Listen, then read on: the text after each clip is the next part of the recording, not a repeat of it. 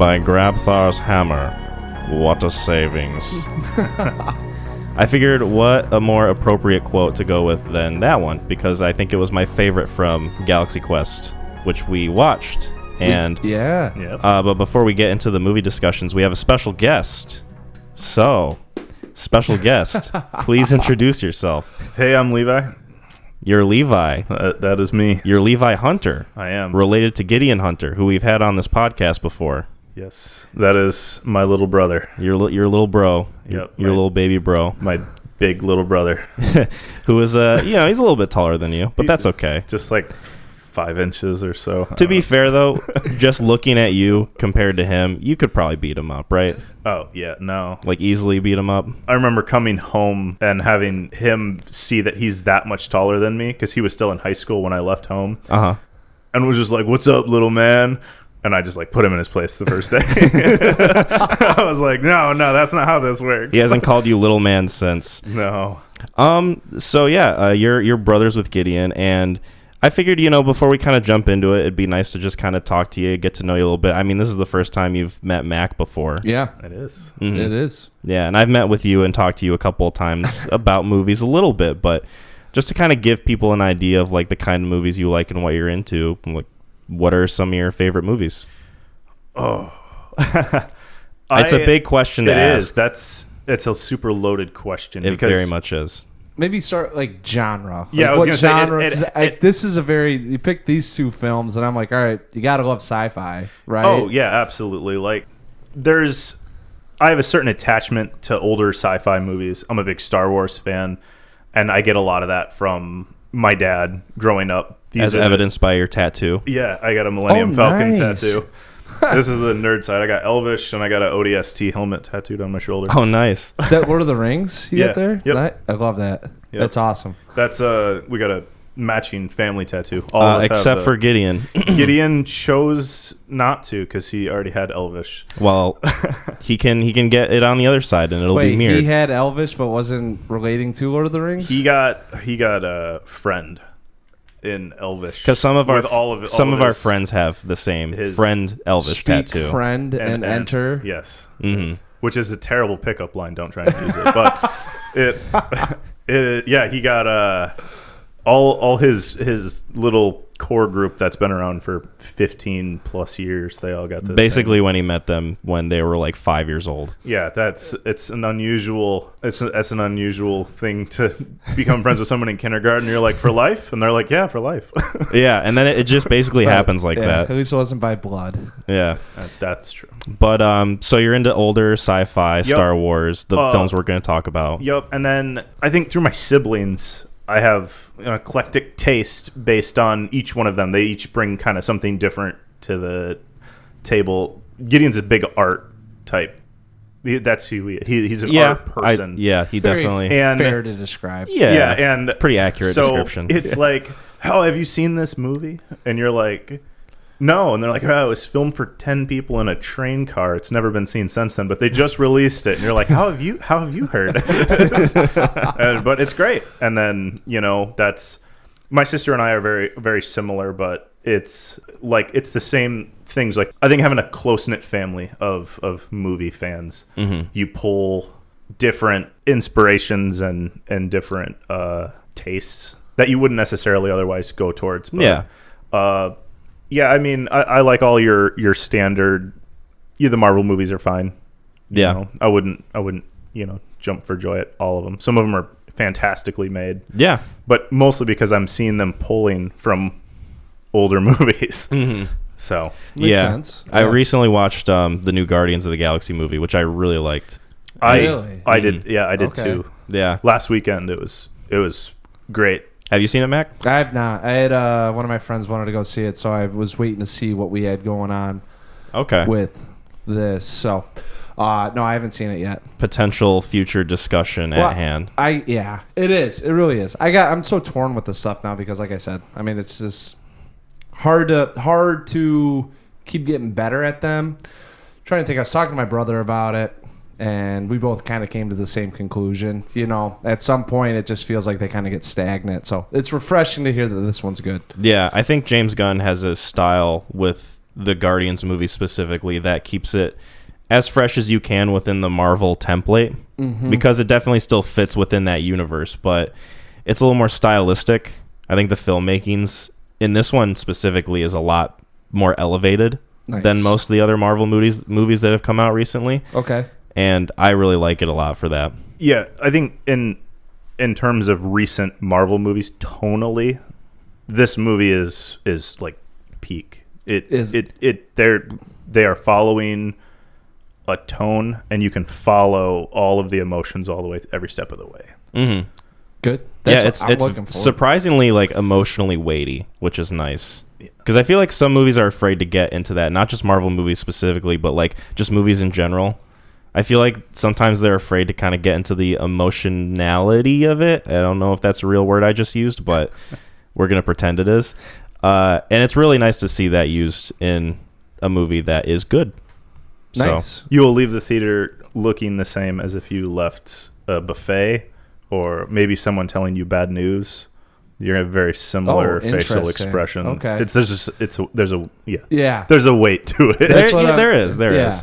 And I think there's something too just about like sci-fi adventure stories that is really appealing because there's endless possibilities. You can do so many things with it, and there's so many like imaginative ideas that can come of it, and just the idea of like a space travel journey in general is just really appealing. Oh yeah, 100%. Mm-hmm. I think some of my favorite like sci-fi space movies are, you know, a lot of it kind of stem from like, you know, books I read or like things like that, but you know, a lot of them are typically ones kind of more set in like, I don't know, the real world, like Blade Runner or something like that. Like maybe not necessarily space travel, but just sci-fi or like cyberpunk in a way. As much as grounded as you can get with still visiting the element. Yeah. I like the grittiness that comes from those kind of movies because you can only see the sparkly sci-fi movie so many times, and then you'll see something like a Blade Runner, something where you're like, oh, well, it's a genre too that lends itself to a lot of different other genres that you get, like Alien with horror or comedy with Galaxy Quest, like we're going to talk about. You know, there's different avenues that you can go down that make it really appealing. But cool. Space adventure movies, any other type of films, like any specific ones popping into mind? Obviously Lord of the Rings. You put me on the spot. It's such a loaded question. Like it's one of the hardest things to figure out when someone says, what's your favorite of this? Because like all of a sudden you got 50 movies that try to go through a doorway and you just draw a blank on it. So I mean, I think it's good just to see the sci-fi elements. I mean, it's gonna, you know, and now I kind of know where you drift towards. So that's number one on the genre rankings. But you got, I guess, like just to make it simple, because we'll do this with like we have a siblings group chat, and we'll talk about like the scribblings. Gideon's shown me before.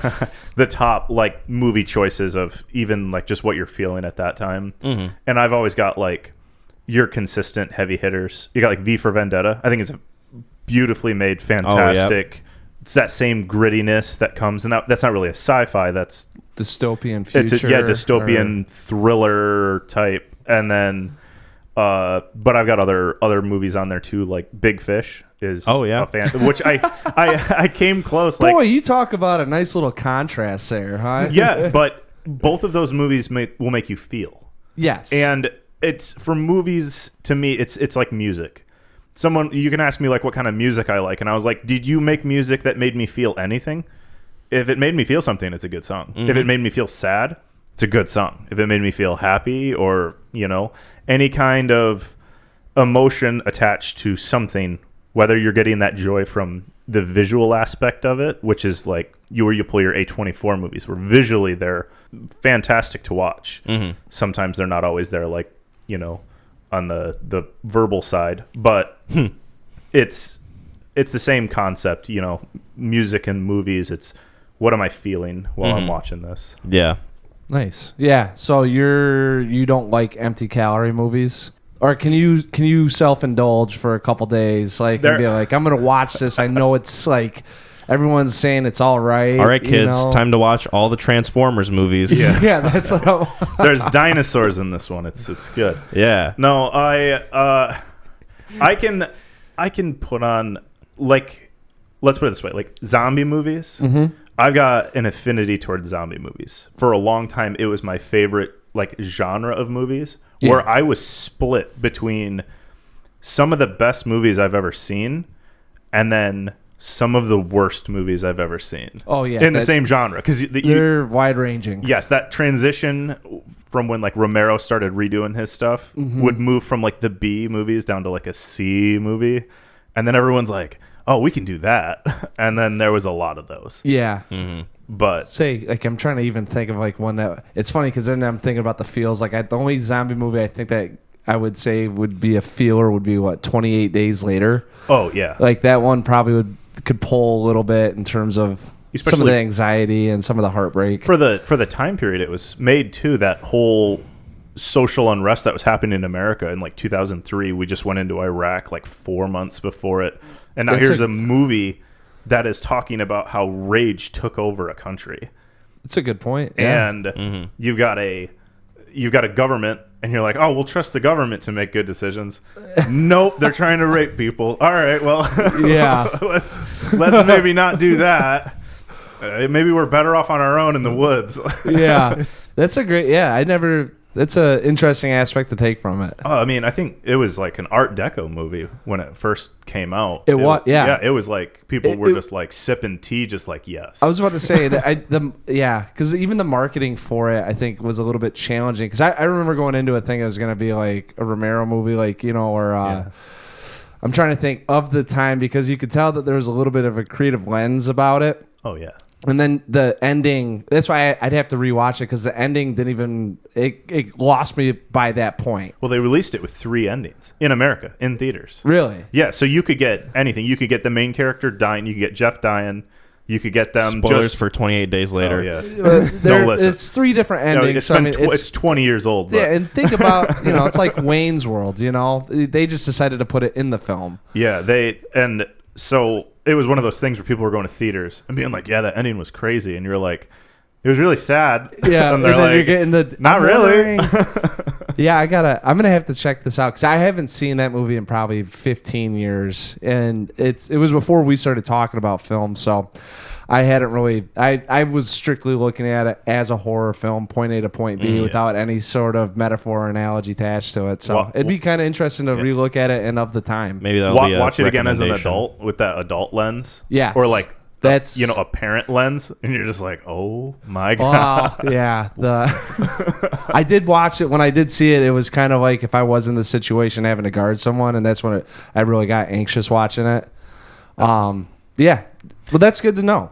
Yeah. Speaking of parents, Mac. Oh, are we doing the news? I think we're doing the news. Let's do it now. Yeah. So I'll let you take it away. Well, I was waiting till Levi got on here because I wanted him to be a part of it.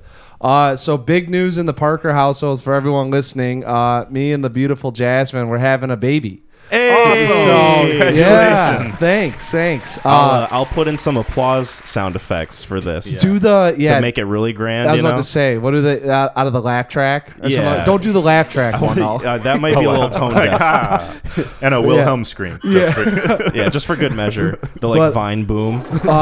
No, so we've known about it obviously for some time now. So it wasn't, you just happened to be on. So I was like, well, we got to do it now because Jasmine put out the post on Facebook. Awesome. So I was like, well, I want everyone that listens, at least it's a cool thing, and because our community's grown with us, so I figured I'd share. I mean, if you're willing to listen to us for 2 hours, that's awesome, right? dude. That is. Congratulations. Yeah, thanks guys, and thank you to Jasmine if you're listening.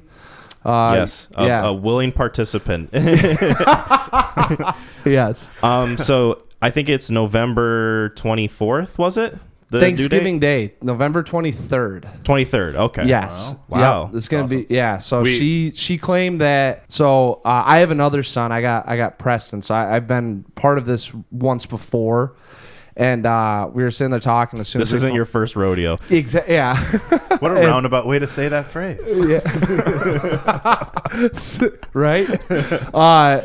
So we're talking about it, and she goes, yeah. So if it's on Thanksgiving, I'm telling you right now, before we have this thing, I'm going to have some mashed potatoes before I go into labor. Of course. And so, this is before any side effects, anything started popping up. All of a sudden, you're going through the pregnancy and she's like, oh my gosh, like you can tell that she's going to be waiting for the day for this thing to get out, Yeah. And every time we go into something, I just go, remember, we're having mashed potatoes before we do any sort of delivery. Like however miserable you are, you said you want to eat those things. You wrote it down right here in the birth plan. Yeah. Step number Signed 1. contract. It's in the fine print. Yeah, it's right here. Like I want to outline and just be like, so guess what? But Mashed potatoes. So Thanksgiving Day's the day, and we'll see. So everything's going well right now. We've gotten videos and photos and all that stuff, and I think we've told everyone that we need to. So if I'm telling you now, and this is the first time you're hearing it, I love you, and don't text me angrily. Yes. So certain people, I don't know who Mac has in mind, but I don't say either. that. Well, that's what I'm saying. Like if I would have thought about it, I would have reached out about it. So, Right. Yeah. I'm just happy then that that puts me in a hole. we pretty much Anyways. have a guaranteed another fan for the Neon Crew podcast. Yeah. Because once they're born, you're naturally going to make an account for them and you're going to subscribe to the YouTube channel, right? Probably second week they'll be sitting right there with us. Yeah. You gotta lean up to the mic a little bit there. Yeah. Our next guest after Levi is going to be 2 weeks old. That's pretty epic. But no, seriously, that's awesome. Congratulations. Thank you guys. And Preston's a delight, so I'm excited to see how this one turns out. Right here. Yes. Fingers crossed. No, it'll be good, man. It'll be awesome. Speaking of awesome, we've got some movies to dive into. Yeah. Yes, we do. My boys. So, Levi, since you're the guest and you picked both movies that we're going to discuss, I will let you also pick which one we'd talk about first.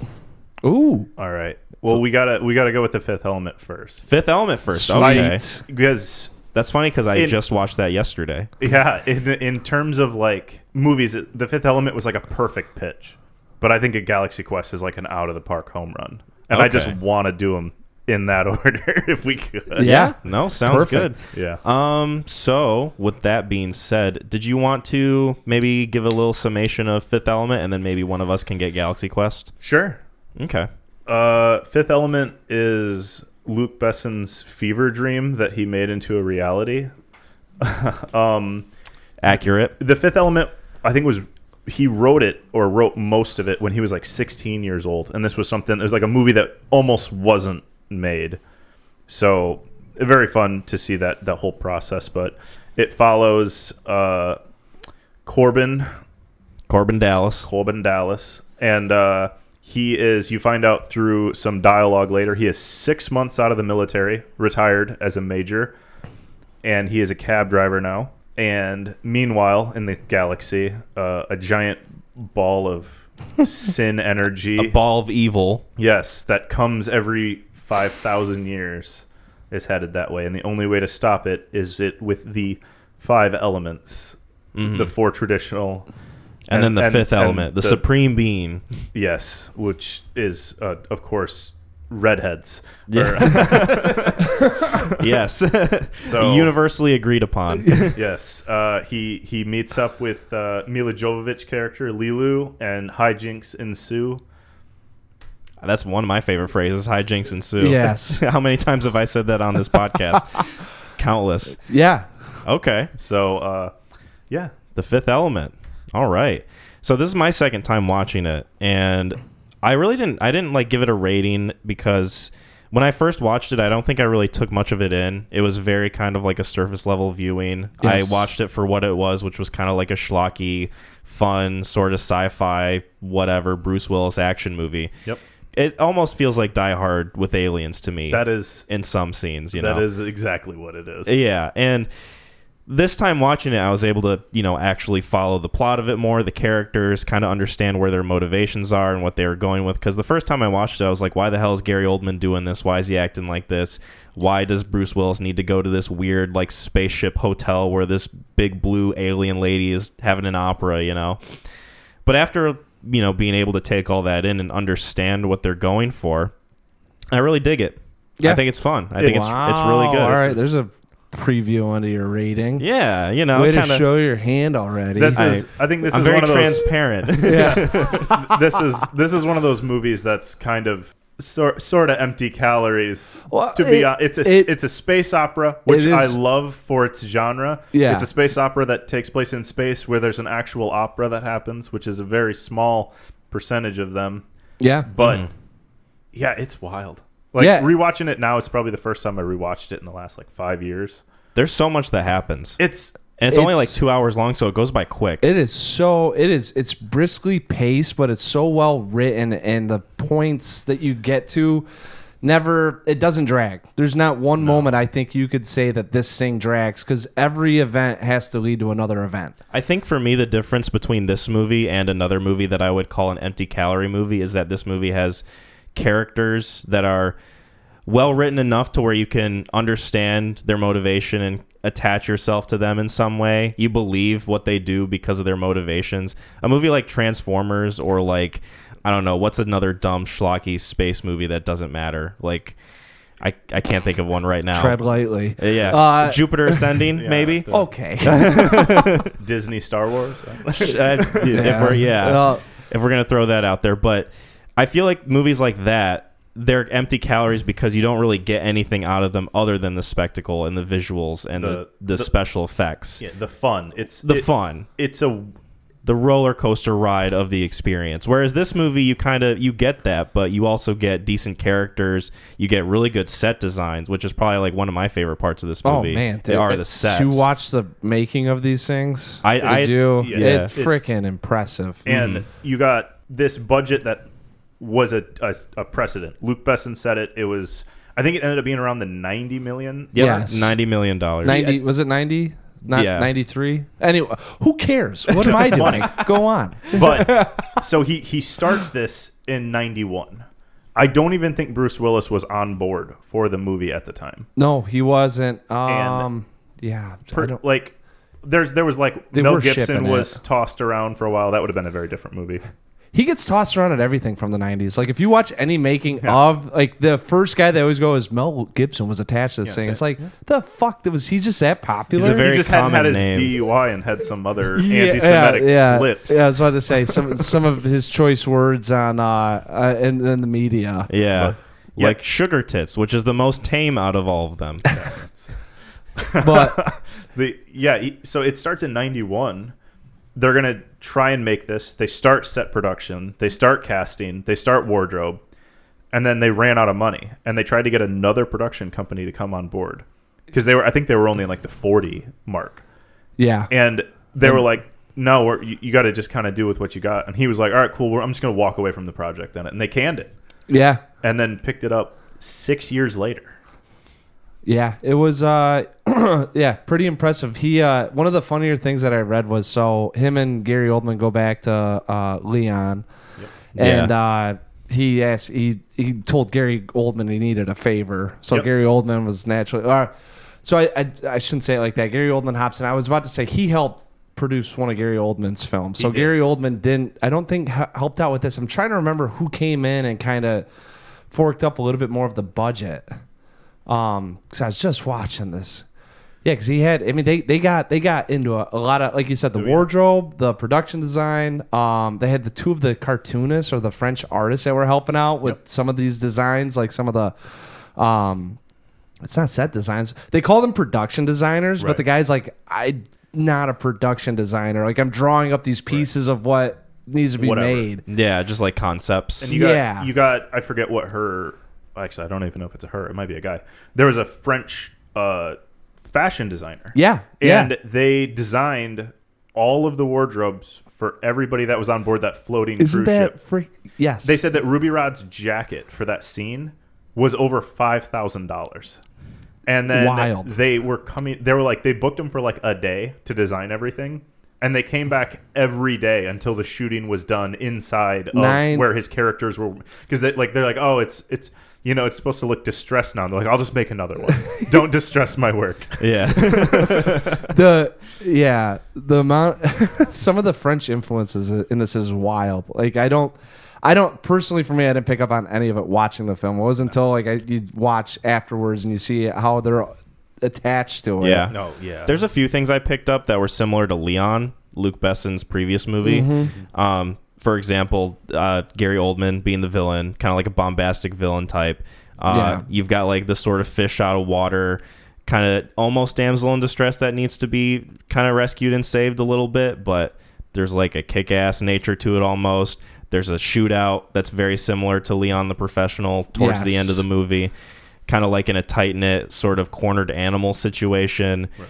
And really the only major thing that differs from that one, besides, obviously the genre, is the integration of like the love story, which I know Luc Besson is kind of a controversial figure when it comes to that sort of thing, because Leon the Professional was supposed to have that in it, that sort of like romantic element between Natalie Portman and the guy who played the main character. I forget his name right now, but Jean-Luc Picard. Yeah, no, it's not him. Jean-Luc Picard. He's a Star Trek.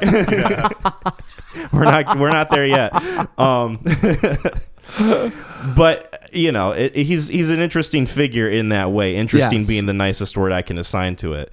Kind of gross, but he's there's had some problems too in real life. Yes. Like I just typed in because I thought there might be some lawsuits, because I thought I read somewhere that someone got sued for something, and he got sued by John Carpenter. But anyways, you type in his name in lawsuits, and there's more pops up than you probably remember. Look at that. So Mila Jovovich is 20, I think. Yes. When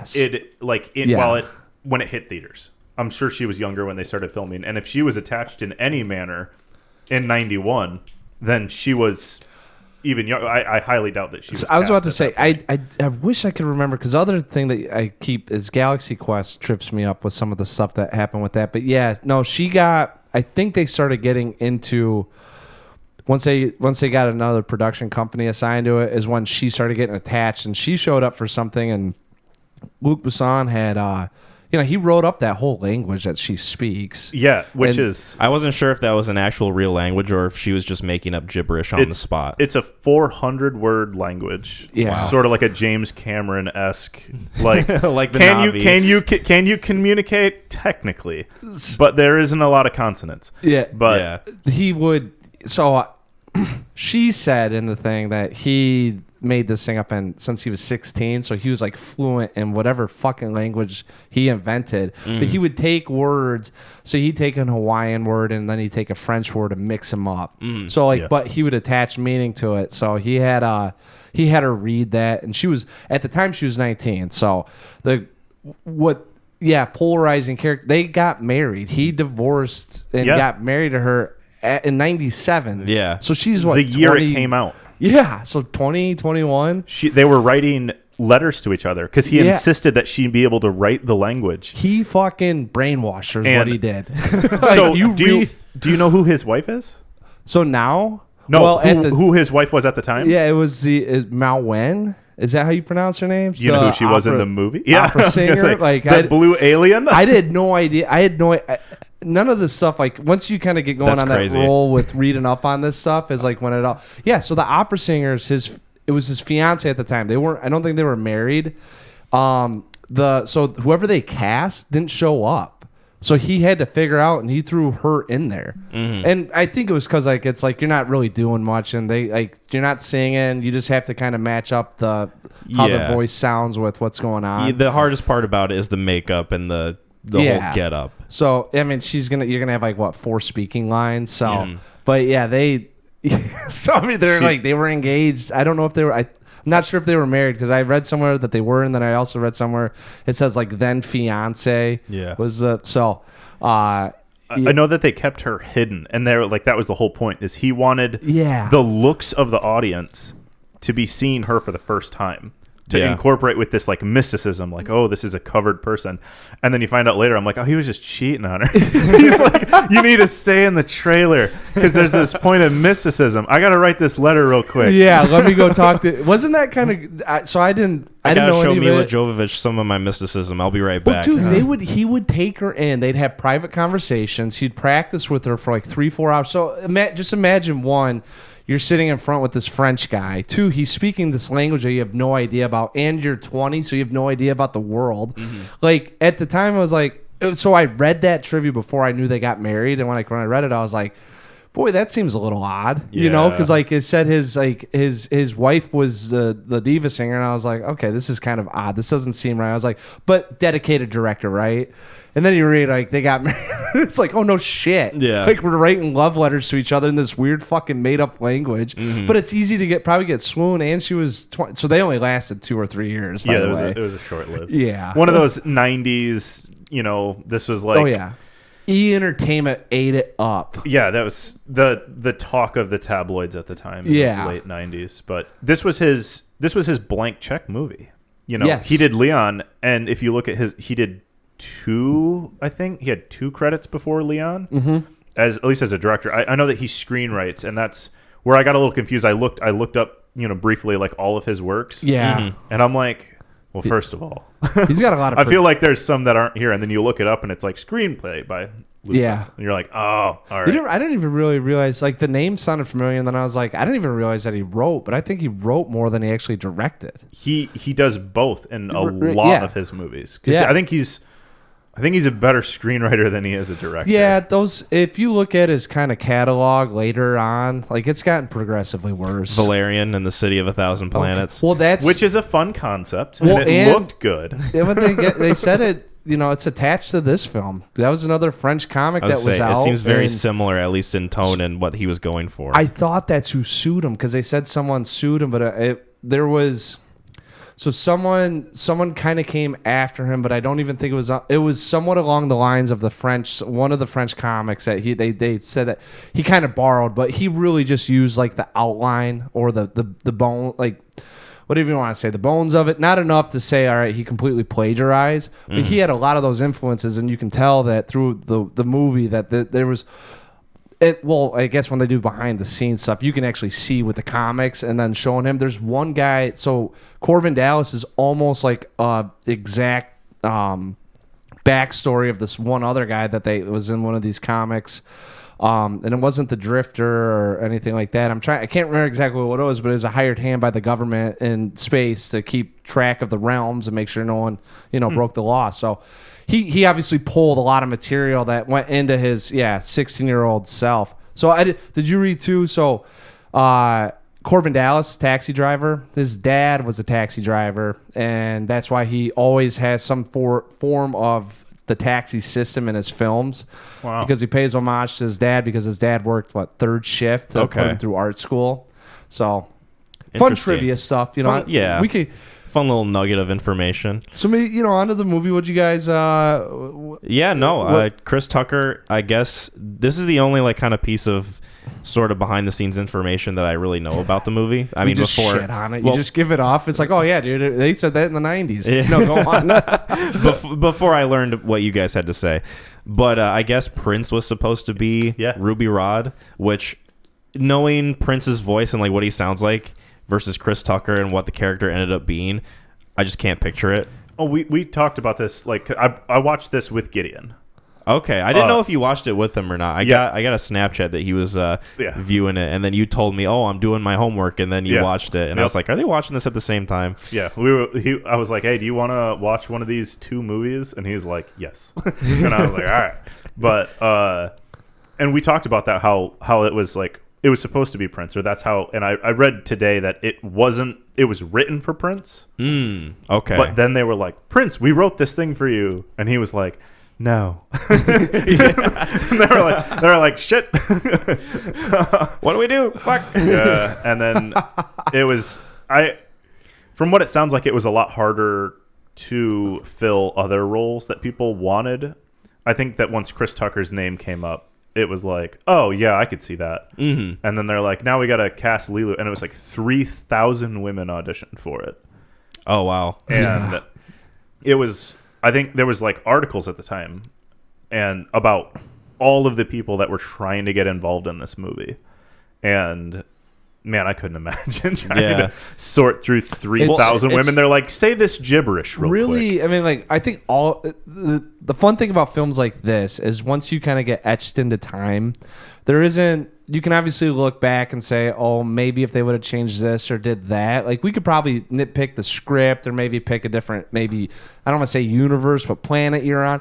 But like the characters themselves, and that's what we're talking about. Like the testament of this film is that they're so good within this. It's hard to pick someone else to be in that role. Like for me, even like Bruce Willis, who's kind of like Vanilla Jane, you know, but still in this role kills it. And it's kind of hard to think about someone of that time. Like you said, like we said, Mel Gibson would be kind of weird. But like if you go back, like who are you gonna? I mean, who could you honestly think about putting in there and being like they'd be fine? Yeah. There's not a lot of because he's snarky. Yeah, and he's subtle too. And it's like. Did you ever watch Lockout? Which was another... That's the one that John Carpenter sued him on. Yeah. That's a John So Carpenter said he it's did based on Escape from New York. Yeah, it is. It's Escape from New York in Space. Yeah. But Yeah. and he wrote the screenplay for it, but he didn't direct it. Oh, okay. But Guy Pearce is the main character, and he just plays Corbin Dallas. Like he's that he's like makes sense. ex-military. I have to do this thing because I kind of got in trouble with the law. Yeah. And then you're like, okay, yeah. I watched the movie, and it was like okay, it was okay movie. It was like it's like a low 40s on Rotten Tomatoes or whatever it is. Yeah. But I remember leaving the theater being like, I don't know why I like that. And then you rewatch The Fifth Element, and you go, oh, I see. makes sense. He was playing someone better. Yeah. Hey, can I copy your homework? Yeah, but change a few things so it doesn't look like I copied. Okay, and then you get that movie. Yeah. You get Lockout. He goes, yeah, we did Space this time. God damn it. I think and it's Guy Pearce. I think I've seen that. Like I haven't ever watched it, but I'm pretty sure I've seen like I thought it was like a straight to DVD movie. It wasn't until like I read just a little bit on the whole the suing aspect of it. I was like, wow, that made it to big screens. Yeah. Wow, okay. Yeah. No, I watched it when I was stationed in Texas. Yeah. Like my roommate's like, you want to go see this new space movie? And I'm like, always? That's right up my Say alley. no more. Yeah, with the characters in like Ruby Rod, I'm thinking of specifically, like he's just almost on the border of being too much. Like he's very kind of like loud and bombastic and in your face, and like almost comes across as like really feminine, but then he's also a womanizer at the same time, which is an interesting angle for that character. So, yes, I agree. I'm going to go, so you guys kind of get where I'm at. I saw this movie when I was like 8 or 9 with my dad, and we were in like Alabama or something like that. So it was me and my dad, my brother, like, our family, you know, and he threw this on because at the time, at the hotels, you know, like you could watch a movie that just came out before it got to Blockbuster, like what, because it really wasn't like, you know, the video There was no mom, pop. streaming. Yeah. Yeah, it the was- distribution, you'd have to wait and all that. So like the hotels could get them sooner because HBO Max or HBO Max, HBO. So we spent $5 watching this thing. So like watching it from, because I still remember like seeing some of the stuff from when I was that young to now, and like oh, I get some of the satire. Oh, this is supposed to be different. You know, dude, Ruby Rod confused the fuck out of me when I was that young. Because like I'm looking at him, I remember being 9 and being like, he talks kind of like a girl. He's in a girl dress, but he's hooking up with that chick. And when I was that young, I thought he killed her.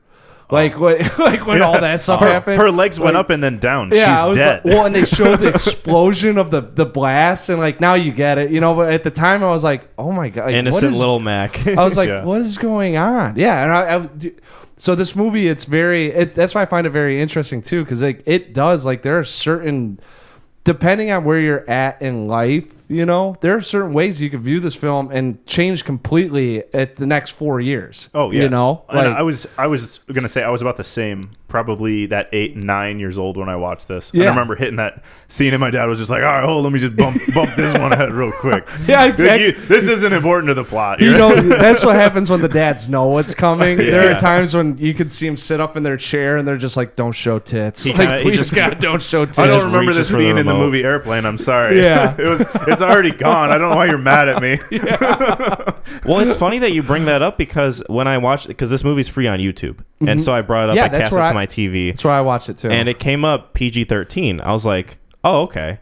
So it's not gonna, have any like nudity or like huge swear words or anything. And then you see Mila Jovovich topless like 3 times in the movie, which is crazy to me. Yeah. Like normally that would just give you an R rating automatically, but it's tasteful. It's kind of, when it's in the background. Yeah, exactly. Right. He's French. You So know- yeah, that's right. That's what makes weird, it. Nothing Gotcha. weird, just artsy stuff. Just That's all artsy we're stuff. going for. they turn their back every time she does it, so it's okay. Oh, okay. So yeah, because that's I what we're did- supposed to do. I thought that was funny too. Like the first time, it's like, all right, I get it. And then the second time with Bruce Willis obviously Jones him first, still has respect to be like, oop, like I was like, all right, I kind of like this little joke here. Yeah, I don't know. It was just very interesting to me, just that whole notion of it. Like, and it's not like that old of a movie either. Like it's late 90s, so it's like, it's not new by any means, but it's not like something like the 70s or I don't whatever. know. 26 years old is considered vintage. Dude, I was about to say, I told a couple people I was watching this for the pod, and then like, so they wanted to hang out and whatnot, and I was like, no, we got to get going. So you can watch this fucking 26-year-old movie. Like it's, yes, depending on the crowd you talk to. I mean, it could be considered old. Maybe I'm just getting older. Maybe that's the thing. That's probably There what we it go. is. There's I think it- deep yeah. thoughts with Kyle. Deep thoughts. Deep thoughts with Deep Kyle. The slowly approaching feeling of age. Hey, I'm only less than 2 years away from 30. Anyway, back to the characters. Gary Oldman, what did we think of him? Oh, dude. He didn't phone it in for No. a movie that he was literally Yeah. kind of just phoning it in. His quote to get on the sing. So someone asked him if he had watched it. He said, "No, don't care to." Right? And they like, "How did you get in?" He goes, "I had to sing for my supper." So he did it because Bassan put in help produce Nil by Mouth. Yes. Right. And so he reached out and said, I need an A-list actor in this thing. Because I think a lot of these times, these big budget films, kind of like The Ghost in the Darkness, if we're going to throw up 60 million, we have to have, someone's got to recognize the name in here. We can't just go for fucking sci-fi naked chick running around and expect to make money. Yeah. So he ended up getting attached. So he said, yeah, absolutely, I'll do it. And then he's never seen it. And That's funny. Well, when you think of it, I don't know if you remember this, but when this movie came out, on the VHS box, it said it's Star Wars from the 90s. Ooh. And you're like... Really? They used another movie to promote their movie? Yeah, I don't know if it was like on the VHS box, but I remember seeing it on posters all over Blockbuster. Yeah, I was about to- I was like, oh, all right, and then you watch it and you go, there's no confrontation between the antagonist and the protagonist. Right? And someone goes, what are you talking about? And you're like, Gary Oldman never meets Bruce Willis in this movie. See, all right.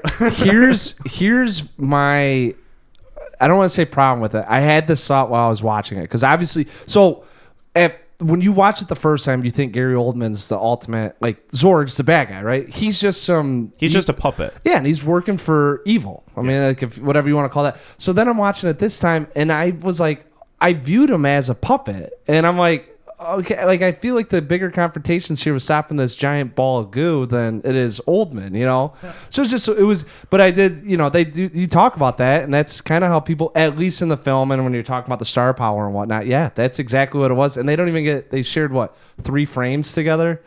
Well, It was they like- just missed each other Yeah. in the Yeah. elevator. In the elevator, So that's the closest you get. Someone said 3 frames, and I almost went back to see if you could see Bruce Willis's elbow with Gary Oldman's foot coming out. And if that's what, because I was like, yeah, because they go in and then he walks out. And he stops and he looks at it for a second, and then Yeah. he just keeps going. Well, he fights Mila Jovovich. He shoots up at her in a gutter, and then her arm falls down, so he doesn't even know her face. Yeah, So it's this. he's got no idea what's going on. He's I mean, they're like, "Would you sell your soul for money?" And you're like, "Sure." And they're like, "Would you sell all of the souls for money?" And he's like, "I'm gonna have to triple my rates." And he's like, "I don't care. I'm gonna kill all of the humans when I get there." Isn't it so Yeah. so wild? He did a fantastic job. Oh, And yeah. he was, and he Yeah, I don't think Gary Oldman ever, despite whatever the quality of the movie is, I don't know if the performance was necessarily bad. Maybe quality of writing. I'm thinking of Tiptoes, where he plays the little person. okay, yeah. Kyle. Yeah. I forgot you. Speaking of artsy stuff, Speaking of artsy stuff, yeah, the role of a lifetime, Gary Oldman. They actually say that in the trailer. Oh my god! But I've always liked Gary Oldman, but it's kind of surprising that when you talk about him wanting to get Gary Oldman on because he wanted a big name, it kind of surprises me that like Bruce Willis wouldn't have been a big name in of itself. Do you know who's top billed on this movie? Because I don't know who's top billed. I don't know if it is Bruce Willis or not. According to Wikipedia, it's Bruce Willis, and then it's Gary Oldman. So like they're right near each other. What happened with Bruce Willis was he was coming off 3 bombs in the box office. Oh yeah, Hudson Hawk. Which is actually a good movie. I have not seen it, so I'm not gonna speculate, nor am I gonna deny. Finger handcuffs. Yeah. That's all you need to know. To remember that. We'll remember that. There was, and he had. I'm drawing a blank because I remember like I heard of these 3 films and I was like, oh, I guess I could see it. So, anyways, he had some bad box office hits. Okay. And they were looking, and Gibson turned it down. Another person turned it down. And so they got to Bruce Willis kind of came in there and started getting into it. So Besson was like, handed him the script, went out to go to lunch or get groceries and came back, and Bruce Willis was like, I'll do it. So, and it wasn't really like, if you think about Bruce Willis kind of taking a chance too, like this isn't he's like, if this thing flops, I could be done. Yeah, exactly. Like this wasn't really guaranteed success, and he read it and liked it a lot. Well, it's funny because there's so many actors that like you look at them in a movie that's awful and you think, you're such a good actor, why are you in this movie? But it's easy to forget how actors really don't know how the movie's going to turn out until they see it at the premiere. Yeah. Like sometimes you can tell, sometimes you can't, but most of the time when it's a big like high concept sci-fi movie like this, you have no way of knowing. That's it. And one's either the trust in the director, another one's the paycheck, and then the editor. Yeah, right. Yes. Yeah. So it kind of speaking. Oh my God. Yeah, you kind of forget that that's like a whole thing. Like I always think like when Spielberg does a film or Besson does a film, like it's like on them. It's like nope. Here's all of it. Now tailor it into the story. Yeah. And they can really, they can really fuck it up. This screenplay that he wrote, that just Luc Besson wrote, was over 400 pages. That's what I mean. It's like it kept getting added to. Like by the time he finally got done with the thing, like he must have had to cut a lot out then, because this movie's not long. Like it's at a brisk pace. I think they filmed a lot. Yeah, I'm not talking about like Coppola's like miles of film, right? But like they filmed a lot for a $90 million budget, and then having to cut that. Wouldn't you be interested to see like the director's take cut on this? Like I'd be interested to see. It's all just Mila Jovovich nude. Probably just him talking to her with like a teddy bear over his junk, and they're just reading off that gibberish together. Yeah. It's like we had to cut this for time. Mr. Besson, the producers want to know why you have just 2 straight hours of Mila Jovovich naked in a vent. Yeah, whispering. Yeah, whispering some gibberish. And I guess for me, you have a movie that sparked, quote unquote, sparked a romance with Mila Jovovich and Luc Besson. And I talked to my wife about this, and I said, there's not that much time with Bruce Willis and Mila Jovovich even being really together. They meet, and she doesn't even. She's like, okay, she fell through the roof. Okay, now I'm not with her. Okay, now I see her again, and she's in my apartment, and we kind of have a cute little thing. And then she leaves, and then she still doesn't speak his language at that point. Yes. And then they meet up in the airport, and you do the multi-pass thing, which is very fun. That phrase gets tossed around my household. They know it's a multi-pass. Multi-pass. Multi-pass. And even at that point, they don't really speak the language. And then they get on the boat, the giant floating cruise ship, and he's like, oh, you speak my language now. And she's like, yep, I'm going to protect you. And then he passes out, and then he doesn't see her again until she's unconscious in a vent. And then on the way to convince her that they love each other. Listen, love works in mysterious ways. I had qualms with a little bit of it, because that is like one of those things that you're thinking about the whole time. I think it's more of a French philosophy on it. If I had to guess. We almost died, remember? Yeah. And that's something I think I would say I have with it too, is that while the characters are fun and unique and interesting, they're not very much developed, or there's no real like kind of organic feeling to their relationship. It's very circumstantial. It's almost kind of like that tongue-in-cheek line at the end of Speed where they say people in, chaotic circumstances never work out or whatever it is. Well, it's funny, like you say that, like you have to think about the ending and them being gone. It's because I really didn't do much once the movie ended of like, oh, I wonder where they're at now, you know? It was supposed to be a trilogy. Yeah. He wrote 2 other ones, and then it just Didn't happen. It just One of them just became Valerian. Yeah. There's multiple ways to go about what happened. Yes. Yeah. But I'd be interested to know about your first watching of this. How old were you when you watched? Oh, this it for the wasn't first like time? that long ago. It was only a few years ago. So I would have been like 25, 26 16, maybe 17. Yeah, 4 or 5. Same age as Mac when he first saw it in that hotel room years and years ago. I think we were in the same room actually. So I probably wouldn't have existed. No, I mean, like I said when we started talking about it, it was very much just kind of surface level. I didn't know what to expect. I think the fact that I had seen this before, second time watching it, it helped me follow what was going on more. Because it is very much all over the place. It's very like, oh, here, this, like this point.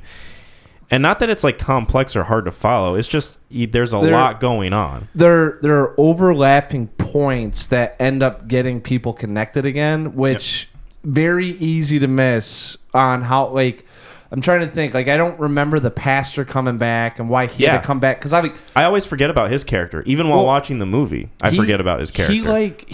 They go in there, and I remember, like, the whole Bruce Willis kisses her, and she points a gun, and they kick him out. And I'm like, I don't remember how they get connected again. And all of a sudden, like, oh, yeah, he won the tickets to Floss in Paradise. And then everyone, like, that's the easiest way. It's like, oh, now we can get everyone attached again with how we're going to set. Like, and it's funny to think, too, like, writing just simple plot device like that. You know? The father, or I guess. Yeah, I don't exactly. Ian Holm. Yeah, he switches. Sir Ian Holm. Thank you. Ian Holm. Didn't go to 7 years of gentleman school to just be called Ian Holm. Oh, gentleman school. I'm going to have to do some research. That's how you become a father, huh? Well, that's how you get inundated with the one that can make you a father. So one thing that caught me on this watching was he switches the name tags. And so when the police come to get there, like on the fake drug raid set up by Zorg's assistant, they're like, do you identify as human? Negative, I am a meat popsicle, which is also something I say a lot too. But they go, they're like, never mind, we got him because he switched it. That's the guy that switched the door name. And then that guy's just like, whatever, he freaks out because everybody's dialed up to 10 in this movie. Oh, yeah, well, you have to be. So high on whatever. They bag him, and then the what are they called? Bandalores or whatever, the aliens? Don't ask me. I don't Medicinal marijuana. Bangalores. Bangalores? I think they are. Because there's 2 of the other ones, another species. Yeah. So it starts with the M. They kidnap that guy. Right. And they're like, cool, we got him. And if you pay attention, he is disguised as that guy they kidnapped from the other door in the airport. I'm like, oh, I never realized that. Yeah. I just thought they just picked random faces. This time around, I never noticed that they switched the name tag. It was this first time because they actually do that. They show the camera shot of it, and it's like, and I'm like, I didn't realize the father did it. I thought Bruce Willis did it because he kind of had. But now that makes more sense. Is that the father switched it, and now, but like I knew that they pulled that guy from somewhere. I just never know like why they grabbed him, But and then I saw it this time. I was like, oh wow, that's like it's continuity, and it's making sure you got some attention to detail. Yeah, and it's very nice. It's very subtle. Yeah, and which is odd for a movie with no subtleties. Yeah, I was gonna bring that up because there's a lot about it that on a technical level is like, okay, not the best. Like the fight sequences with the like dude, the very that like kind of was really rough, weird like choreograph and Foley going on. You got it. Like I bet if you were to play Mila Jovovich's fight scene with the Bangalores side by side to like whatever Power Rangers was on at that time, it'd be the same caliber. It would be the same exact. They're like same choreographer actually. we brought him on board. We liked his work. Yeah, it is funny because you get up to that point and everything. It's not believable, but to me it was like it's been well done. Like I believed I'm enough invested. Like Bruce Willis is enough of a badass. Like it's like I'm not like all right that dude, And then you get to that fight scene, and it went like that. Yeah, like my intensity level. It kind of drops, doesn't it? I was like, this is a perfect being, and this is how we do the fight scene. And for then like her, the you weird know? tone with the whole opera going on, almost like opera rap beatbox That's scene that's very, going on. That was very late 90s. It's very like of the time. The techno kind of. Well, that I guess he wrote that thing, and whoever performed it said it couldn't be humanly possibly done. So they sung each of those pitches, and they overlap it digitally. It together. Yeah. Like if that, she's not really singing it, and whoever they handed it to was like, you can't. One, it's like that's like the hardest song to sing. Like, I don't know anything about operas, but like it is a real opera. it's a high F C above or a high F behind a low C or something like that. I read, and I was like, I don't know what any of that means. I just know it sounds hard. Yeah. You know.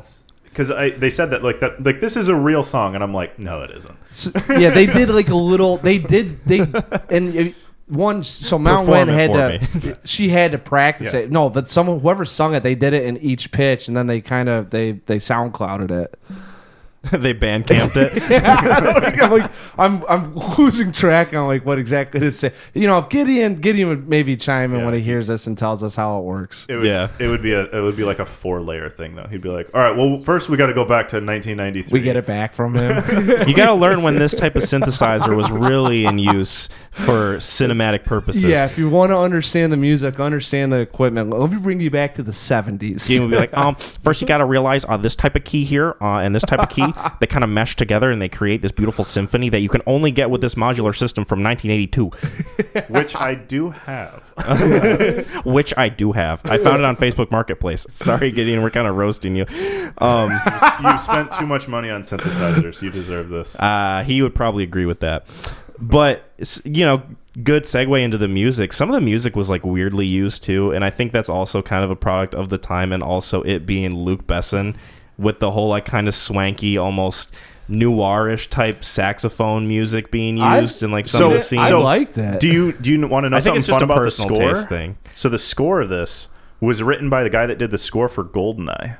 That makes a lot of sense. And he reuses songs. So there are parts of the movie that if you were to like stop it and clip in like GoldenEye, it's the same music. Where it's just kind of like that like kind of just casual walking music. It's peculiar, but I find it soothing. I don't know if it's because the only thing I related to when I was 9 watching this thing, but I think it's just I don't think I ever really paid attention to like the score of anything that wasn't Lord of the Rings at that probably time period. Gotcha. Yeah, I think it's just a taste thing because, like, to me, it's one of those things where, like, it's not anything that I think the movie does poorly. It's just something that, for me, I'm not huge on. You know? Yeah, no, I get it. I was about to say, if you want to know how bad you can fuck up a score versus a movie, watch Midnight Run. That I feel like you've brought that up before. I have. It is one of the most peculiar things where it's like someone's dying and they go bow chicka boop. And it's like, you're not making me feel very anxious. Is this guy gonna die? You know? Like it's so weird. I heard someone else talk about it and I had to watch it and I was like, oh, that's how you really fuck up a score. That's weird. Yeah, Fool's Paradise was a lot like that. Because there'd be a scene where Charlie Day's supposed to be like really sad and it's supposed to be a more like dour moment in the movie, and then the music's like do do do do do do do do do. They did do that in this too, a little bit. Like in the and I think it made sense of the time, but I'm trying to remember, there was a couple scenes where I was like, it's not that I liked what they were doing, I liked the score, I was like, it just doesn't fit tonally. Yeah. You know, but do you remember what those were? Because I'm drawing a blank, because they're like, I feel like it's just interwoven throughout the music along with what's going on with the events, you know? But I really liked them, and it really reminded me of like an industrial kind of music, like with the low, like kind of gold, like very GoldenEye-esque, but like they bring it down 2 levels or slow it down, so it's really drawn out. Yeah. But there was a couple times I really wish I could would have written it down, because I'm drawing a blank, but I did remember being like, this doesn't feel like they're matching the attitude. But then, like, if you think about the film itself, it's kind of like, oh, this is supposed to be like a really zany kind of sci-fi film. Zany might not be the right word, but, you know. Stylistic. It is. Yeah. If you look at any of the late 90s sci-fi, it is a product of that. It is we're going to world build. but you're gonna have to really chew fast because Yeah. we're gonna push it down your throat. And Yeah. and which is funny because most people, their takeaway from watching this for the first time is like, wow, Ruby Rod is obnoxious. Like, he's fun, but he's a lot. And then you're like, well, yeah, but watch it again, and he's kind of just following the tone of everyone besides Bruce Willis. That's honestly, that is what I got this time around. Like, and that's why I mean the Floss in Paradise scene's awesome this time around too, because like when you actually start to see more of the people like involved, and you realize you're just on the ship with a bunch of rich idiots. Yes. You know, who are deaf and like the best scene. I always crack up with I really like that scene. when that guy comes in and he's got he grabs the two, hey, get the bomb. Roy, throw me the gun. Yeah, the gun. the He's gun, like, the gun. Okay, I got you. And he throws him the pool balls. And he gives him a thumbs up. Yeah. Like, he's even like, did I get it right? It's like, thanks, Roy. Thanks, Roy. That's what and it's immediately followed by he's trying to tell me something. He's what was he trying to say? And then he just sends the alien up right through the floor into Ruby Rod.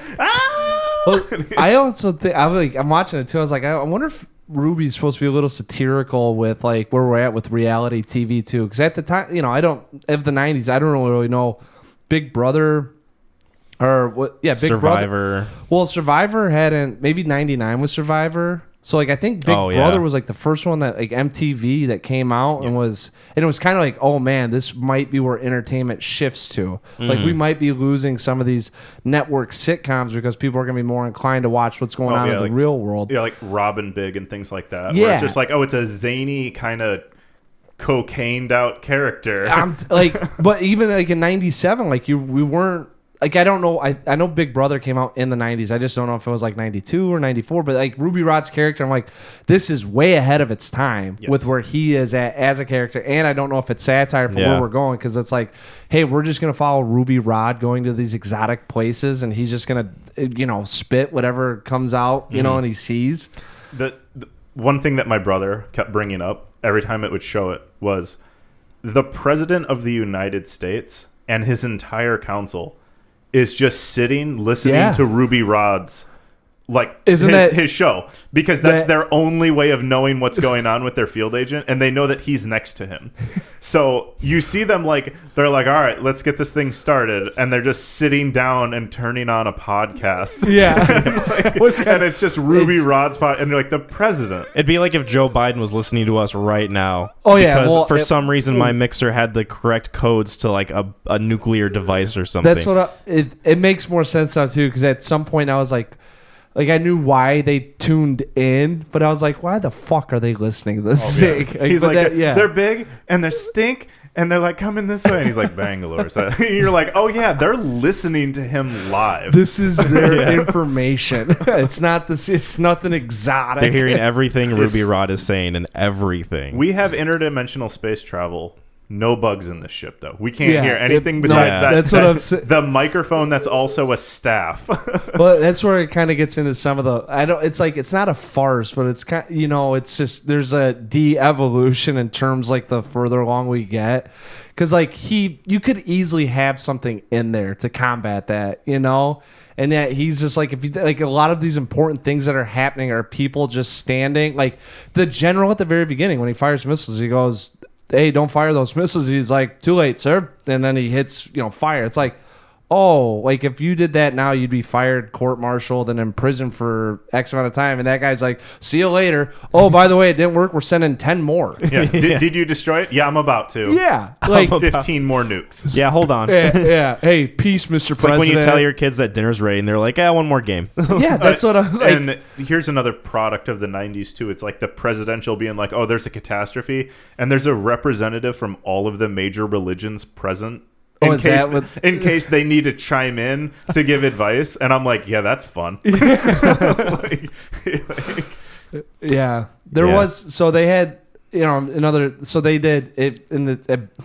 I've watched these movies with Jasmine, and 3 different times I pulled out my phone because I read somewhere that the guy's speech. He goes, "You got 20 seconds to talk." Took him 20 seconds, right? So I timed it, and I'm like, "Oh shit!" The next one is The Bomb. They do 20 minutes. Yeah. So I start it, right?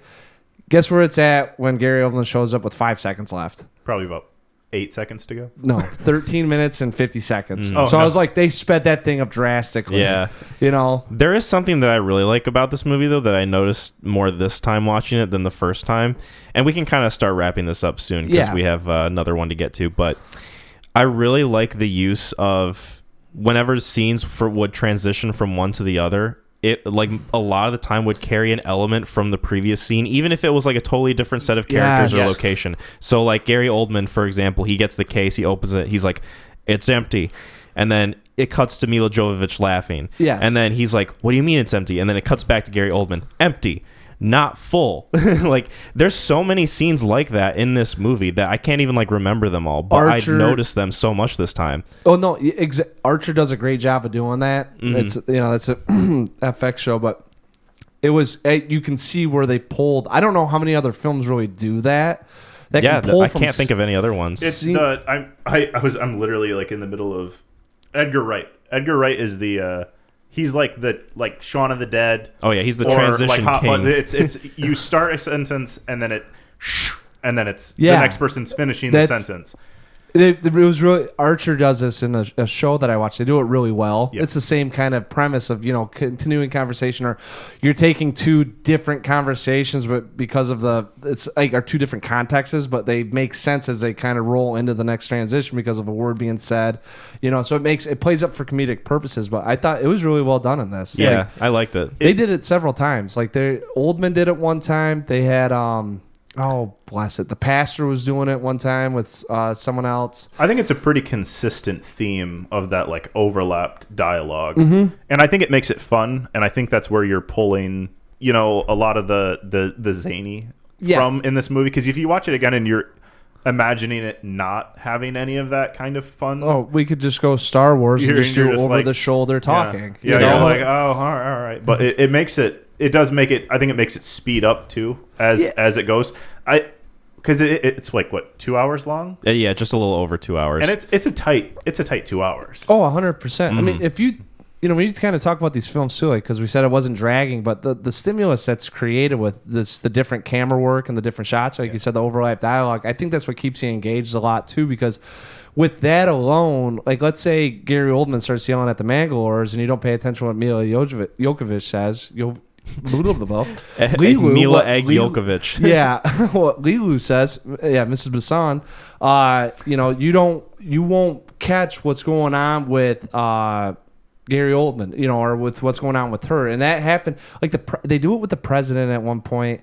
I think they did it 3 different times, but it's one of those things that's why it doesn't drag, because those dry dialogue scenes actually have something behind it. Yeah, there's something. They keep you engaged. There's something propelling it forward that you wouldn't get in a whole lot of other movies. Yeah, it'd just be standard dialogue scenes. Yeah.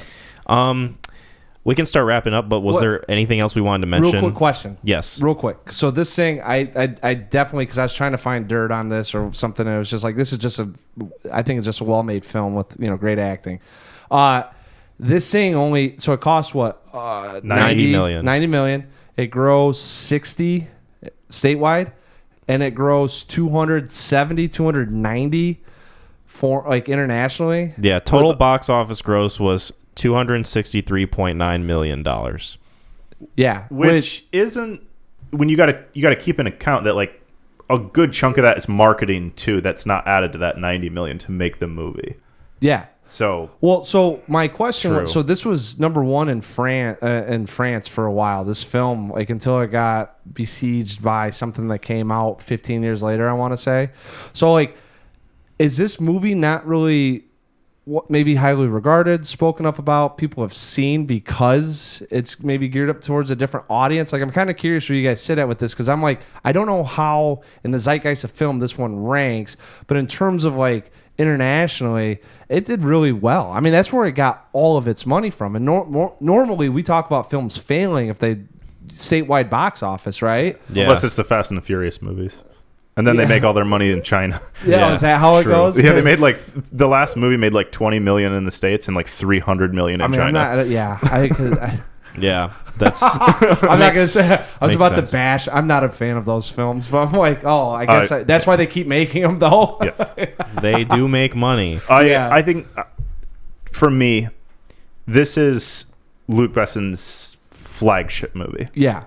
I love Leon the Professional, but it wasn't as big. It wasn't as like grandiose. It made money. Right. It made Natalie Portman. Yes. But you got his other ones. Like I liked Anna. I would forget what 2016, 2018, something like that. Yeah, 2014. Yeah. And I thought that was fun. Lucy was fun. Yeah. But I forgot he did Lucy. But this is his, like, to me, like this is his flagship. This I is agree 100%. his it was truly his like blank check that he knocked out, and then he turned around and made another movie with Mila Jovovich the following year about Joan of Arc, and it like bombed. Okay, that makes sense. Yeah. I went through his catalog. I stopped in like the early 2000s. I was like, I'm not going any further than this because there's a bunch of movies on here that just don't resonate with me. Mm-hmm. As soon as I saw he did Valerian, I was like, I was like, dude, it's like what's his nuts that did fucking Moonfall. Oh, Roland Emmerich. That asshole. Yeah. They knock one out of the ballpark. It's like great. Coke and strippers the rest of my life. Yeah. You want a $60 million film made? Bring it. Uh-huh. That was the last movie that all of us, like my siblings, got together and watched before my brother moved to Florida. And we're Independence Day? No, Moonfall. Oh, Jesus. And I'm so sorry. And yeah, we finished it, and everyone was like, that was a bad idea. Like, Hey, you want to talk about someone that had a worse experience? Hey. Right here. No, I'm saying right here. Like, I usually go, like, I'm the guy. Like, that was bad. Like, I feel bad. Like, I thought you were going to say in terms of your wallet because... No, not Walt. Dude, I'm just saying, like, think about, like, a wholesome, like, hey, we're going to watch a great film together one last night as a family together. And Yeah. you throw on Moonfall, and it's like, no. Let's stay up till 4 a.m. and watch. We can't go out on that. Yeah. yeah, like, You know? we saw like Michael Pena was in it, and we're like, yeah, this will be redeeming. He'll probably be the funny guy. And they're like, well, he's serious. No. He's like the most bland character in the whole Yeah, fucking he movie. He's the stepdad, right? he- Yeah, he's the stepdad. And he phoned it in. God, they all did. Are you kidding me? He's Yeah. straight faced the whole time. Who's our boy? You know, Patrick Wilson. Guys that are dudes. Yeah. Yeah. Guys that I are- was He like, wasn't even trying. Like, nobody was trying. I was so mad at him after watching this film because I was like, because he's like, we're gonna watch Moonfall, and I'm like, great, thanks for. Like, now I gotta gouge out my eyes. I was like, well, Patrick Wilson's in it, you know, and like kind of like Cranston, like you might be in a bad film, they don't mail it in though. Guys that are dudes don't mail it in, and he fucking was like, woke up every day with a hangover. Was like, he let's just cashed get this his check shit over and with. he got it done with. Oh, yeah. He washed his hands with it real clean after he got done with it. Yeah, so you want to get on to ratings? I know we're moving. This is what happens when you had a third guy, though. No, it's good. I totally expected this. No issue at all. So I definitely like Leon better than this. I think just more on a personal level. To me, Leon is a little more tight knit. I like the characters in it better. Hey, dude, we're rating Fifth Element here. I know, but like, as a comparison, Right. I think that's fair. They go into how it's I guess better- I meant to say more grounded and like, I don't know, like the story itself feels more personal. yeah, because I was going to say, it maybe not relatable, but in a sense that it I don't want to say speaks to you, but you know, like I get what you're saying. Yes. It feels there's more things, gravitas in life with what's going on, and probably maybe how the writing was done or the acting was performed and made you really think or look at characters in a different way. Yes. Right. Thank you. Yes. I appreciate it. You saved me. Going back Everyone, to he was talking about Leon. going back to Fifth Element, it was a mistake bringing another movie into You this. should have went with Valerian. Why you like this much more than that one? Oh, yeah. That wouldn't be that hard to do.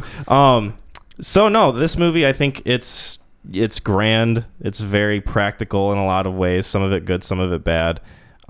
There's some things that I think don't quite work. Some technical stuff. Some of the music choices aren't really for me, but I think it's fun and interesting at the very least. There's some things that are really well done, like the characters, the transitionary scenes, how they all kind of interconnect, the different characters and the moving pieces. So yeah, I probably would give this a 7 out of 10. So That's fair. yeah, I think I mean, it you is. were 2 when it came out, so you didn't get it I the didn't, way you were supposed to get it. Yeah. Without being watered down by... I didn't watch it in a hotel room at the age of 8. It had to have been right around that time. Yeah. Sam will call me out too if it wasn't. I know we watched it with my dad, and it was me, him, and it could have been that, or we had HBO at our house, so it could have hit HBO, and my dad been like, oh, because anyways, yeah, I think 7 out of 10. I think that The Fifth Element I would probably watch The Fifth Element the same time that I watched Galaxy Quest, like in the same year, within a very short duration of each other. Nice. How's that for a segue? No. Well, I think we got to get into the other ratings too, right? So what would you give it? I had to go back. I've rated this thing long ago, and I stand by it. I'm a 9 out of 10 with it. Now you got to think like conversely, like so we're a little bit different with our ratings. You know, I go off of one how well the film's done, how well it speaks to me, but also the entertainment value with it. And this one, it's kind of like the same thing with obviously way better than Speed 2, but it's very entertaining throughout. It doesn't drag. It's very easy to follow for the most part. There are times where you can get a little bit, I don't want to say lost, but it takes a minute to pick up on how that person ended up here, but in like the characters and kind of what they're going for, and it's a very simple concept, about like what's going on. So it was easy to follow for me as like an 8-9-year-old, and now the later on I get and to see like what's attached with it, and especially to see the production that was involved, and his how long it took him to write this thing and kind of what it meant to him. So anyways, 9 out of 10 for me. This is a film that I think I could tell anyone, like after this I'd be like, you gotta, like if you haven't seen it, watch it. There you go. Big time. What about you? What would your rating be? This was a movie that I always loved growing up. It was one of my like favorite kind of quirky world builder type sci-fi movies, because there's so many of them are very like dark ships with low light, and I think for me, like watching it then and then watching it now, it still has that nostalgia to it, and just that nostalgia factor alone, I'll probably give it like an 8.5 out of 10. Oh, first decimal we've had. Oh wow, okay. I don't know if I can. IGNs. All I right. don't, No, I don't you know if I could just commit fully to a 9 out of 10. But Okay. it's because I could see like where there was some like, I'm not really sure what's going on in this shot right now. Don't let others, Kyle, speak it and bring it down. This is the man that gave Speed 2 a 1 out of 10. And I stand by it 100%. I'm telling you, if I it don't speaks regret to it you at all. and rings true, someone else does. And that's my rating. Matt's like, I regret being here. When I saw that movie that second time, and I was like, boy, I don't know what I rated this thing, and it's going to be way too high. But I still love it. Awesome. So, speaking of high, some people like to imagine they're in space and they're really high up in the sky. And some people do that in the form of television. And this film that we're about to talk about is sort of based around the idea of television actors in a real space alien situation. And I'm talking about Galaxy Quest. Nailed it. Yep. Got there pretty naturally, I would say. So I can give a summation. Summation? I just made up a word, and I'm gonna roll with it. That's 2 now, shooter. Yeah. Oh, thank you. English major over here. So yeah, I can quickly break this one down. Knock it out of the ballpark. So Galaxy Quest or out of is this world. A 1999 sci-fi comedy film. It stars Tim Allen, Sigourney Weaver, Alan Rickman, Sam Rockwell, a few other people. Rainn Wilson is kind of in the background there somewhere, which was kind of fun to look at. There's like a few people in here that I was like, oh wow, I'm surprised to see them in such a small role. Dude, this movie had a shit ton of people. It was the just heavy hitters. I mean, Tony Shalhoub being in this is one of those ones I like to roll back to. Yeah, Monk, guy who played Monk. So this movie is about a group of actors helmed pretty much with Tim Allen as sort of like a Captain Kirk sort of figure. And they were on this TV show called Galaxy Quest, and they have a huge following, much like Star Trek does. And they go to conventions, they meet fans, but they all kind of have like their different quarrels with the show itself and each other, and they kind of have like a weird relationship with each other. And so They're making money off going like fucking town to town. Yes. But not enough money to be happy. Well, one of them. Yeah, one. So in a sense, these fans approach them and they're like, hello, we need your help with this. And, they talk funny to them. And it turns out that those fans are actually aliens that have based their whole... Thermians. They've based their whole existence and their whole being around the historical documents, air quotes, of Galaxy Quest, which is basically different episodes of the show they were on. And so they are convinced that Tim Allen, Sigourney Weaver, Alan Rickman, they're all actual real beings from the show that can help them defeat the evil aliens that they're fighting against. Saris, yes, thank you. And from there, like Levi said before, hijinks ensue. Yes. And there you have that. It's a nice space adventure comedy. Yeah, I really like this movie. First time seeing it?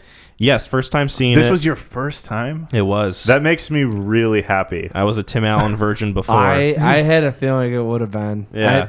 I was gonna figure, find out naturally. Yeah. But this is a movie that can kind of escape you. And I've seen the poster of it before, but I had no idea about the premise at all. I actually thought that it was about like real sort of a space adventure, but like the characters were real, Right. They were their characters. But I didn't know that it had like another angle to it of they're actors. It's from a TV show. To me, this was the first movie where it's like a satire that takes itself seriously. Yes. The whole time. Yeah. And they nailed it. The theme of this movie is unchanging the whole time. They don't lose it at any point. And I think because of that, it's just an incredibly easy to follow. It's like an hour and 40 minutes. Yeah, it's not long. And I think it's just funny. Yeah. I really like the humor in it. There's no fat on this movie. No. Like there's some interesting things that you learn from the documentary, but for the most part, like I really like the humor and the sort of tone that it has, like you said. It has heart to it, and it kind of balances those two things pretty well. So, real quick before we get into that too, yes, are we going to talk about Never Surrender, or do we just want to interweave it with... We can kind of just interweave it. So, just to give everyone a heads up too, there's another movie that's out, since I didn't get to do a summarization on anything. Yes. There's another movie that came out. It's called Never Surrender, a Galaxy Quest documentary.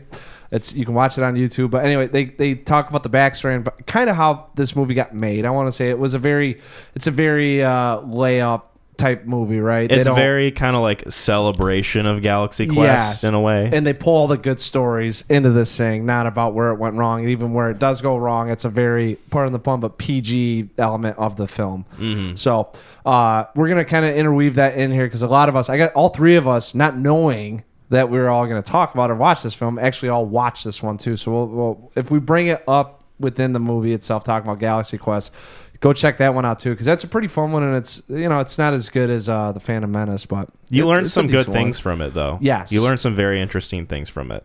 Yeah, and there's some good stories in it that they else you wouldn't know about. So, yeah. Anyways, the tone of this movie I really like. Just something about like a quirky space adventure is really appealing to me. I think I said that before when we were talking about our favorite sort of genres of movies. You picked quirky space adventure? He picked this movie. This movie now one of his favorite movies. Top 5, baby. But no, it's just there's something about it that I feel like I could throw it on at any time and feel good. Yes. Oh yeah. It is a feel good, family oriented movie, and that was like what was cool about this last one is I watched it with my daughter. Oh, nice. Who I started it, and it was kind of one of those things where I was like, I'm just going to watch this on my phone. I don't need to, it's 1 PM, and all my kids are running around. Mm-hmm. And she's 6, and she's like, what are you watching? And it was the beginning where it's like at Comic-Con. And I was like, oh, it's a movie. And she's like, can I watch it? And I'm like, yes, you You're can. like, let me think. Yeah. Yes, you can. Little teardrop in your eye. And watching her watch a movie that I was a little bit older than her when I watched it for the first time, just because that was when it came out. Mm-hmm. But it was so much fun. Like, she was invested, and it was a nice moment that like child seeing something I saw when I was a child. Nice. You know, Yeah, I'm Have that connection. But say I'm waiting for me and Preston. So like that would be that, you know, sharing films with him. It would be nice. I think the only one that I got with him is Kong Skull Island is the one that we've shared. it's a good movie. It's better than Godzilla. Yeah, don't tell him that. Actually, I think he is a Kong guy. We watched. Yeah, anyways, it's fun when you get to share those experiences, you know. And then it's really awesome when you get to find a film that they actually like, you know. So I'm hoping that she still talks about it, remembers it. Yeah. Because the ones that hold on, that you can kind of tell, that's how they build up their, you know, the memories.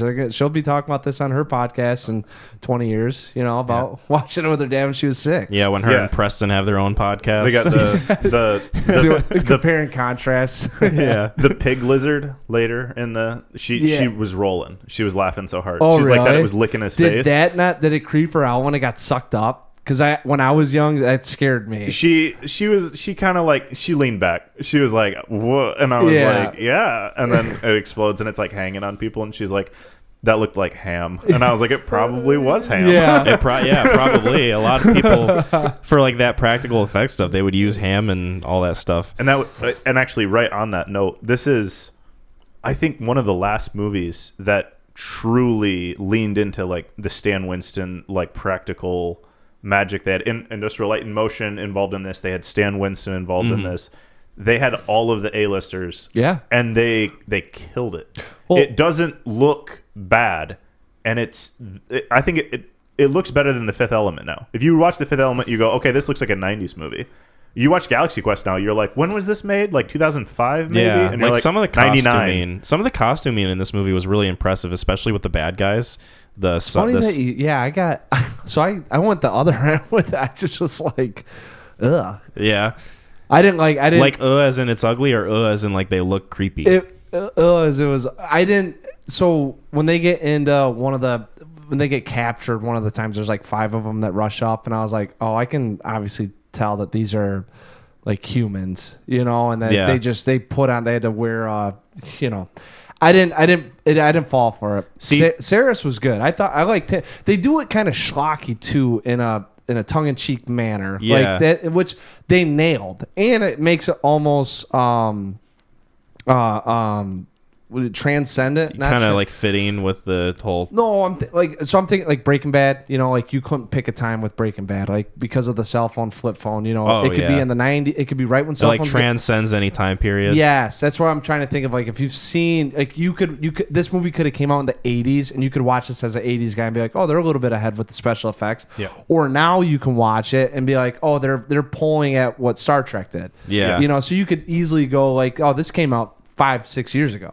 I think the really only the big give is when it's not on them, like when it's on I'm drawing a blank. Brendan, the kid, Justin Long, and he's on his Windows 98 That computer. was a very like Boy Meets World house, right? Oh yeah, and you're like, you see it and you go, okay, now it feels like I'm kind of on a sitcom. But that is true. I will give you that. I like that. That's your tell. Yes. You're like the computer. He's got the open Skype with his buddies in like the corners that of the was screens. still like I was watching it this time. I was like, holy shit! Like that was a thing in the 90s. No. Like I don't no. They kind of like predicted the future in a way, a little bit. Right? I don't think there was any.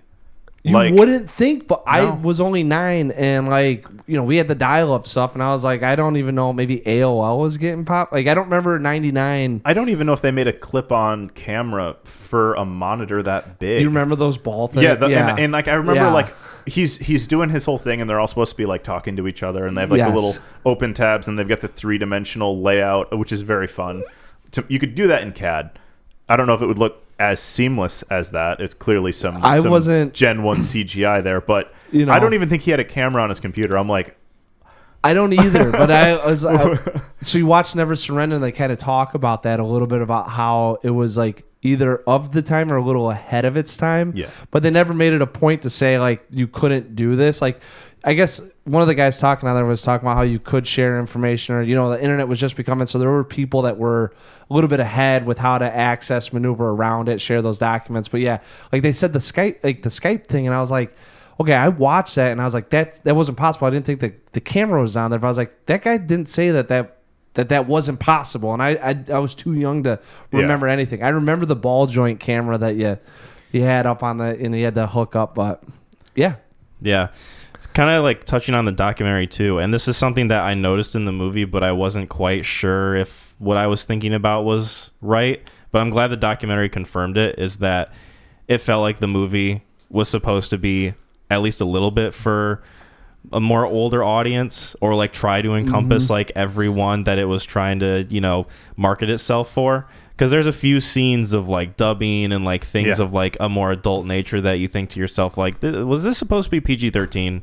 Was this supposed to be like for a more mature audience? And then the obvious one is the really obvious dubbing with Sigourney Weaver's character when she says "screw that," but her mouth does not match that at all. She is clearly saying "fuck that." I'm watching this thing, and I've seen this like we rented it from Blockbuster in probably 2000, so a little bit after it came out. R.I.P.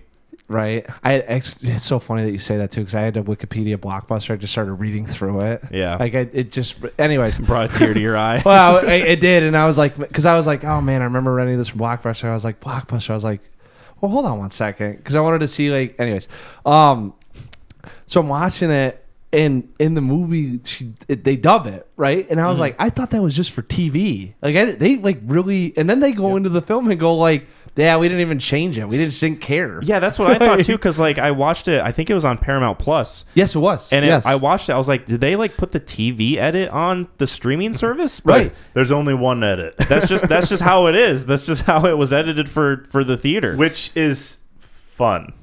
It adds to what's campy. Going on. And exactly. That whole sequence is so funny because they show the clip from the actual television show where it's like it's like 5 slow moving like pistons, and it's like what they're seeing, and it's like row after row of, oh my god, right on through the choppers. And they're like, why is this in the ship? Because it was in the episode.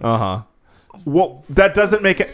What? But why is this like? And then there's just no a wall of fire they have to jump over. Oh, dude, that kid. The funny. So he goes, all right, you do the sequencing yet? Oh yeah. It's 33256198662.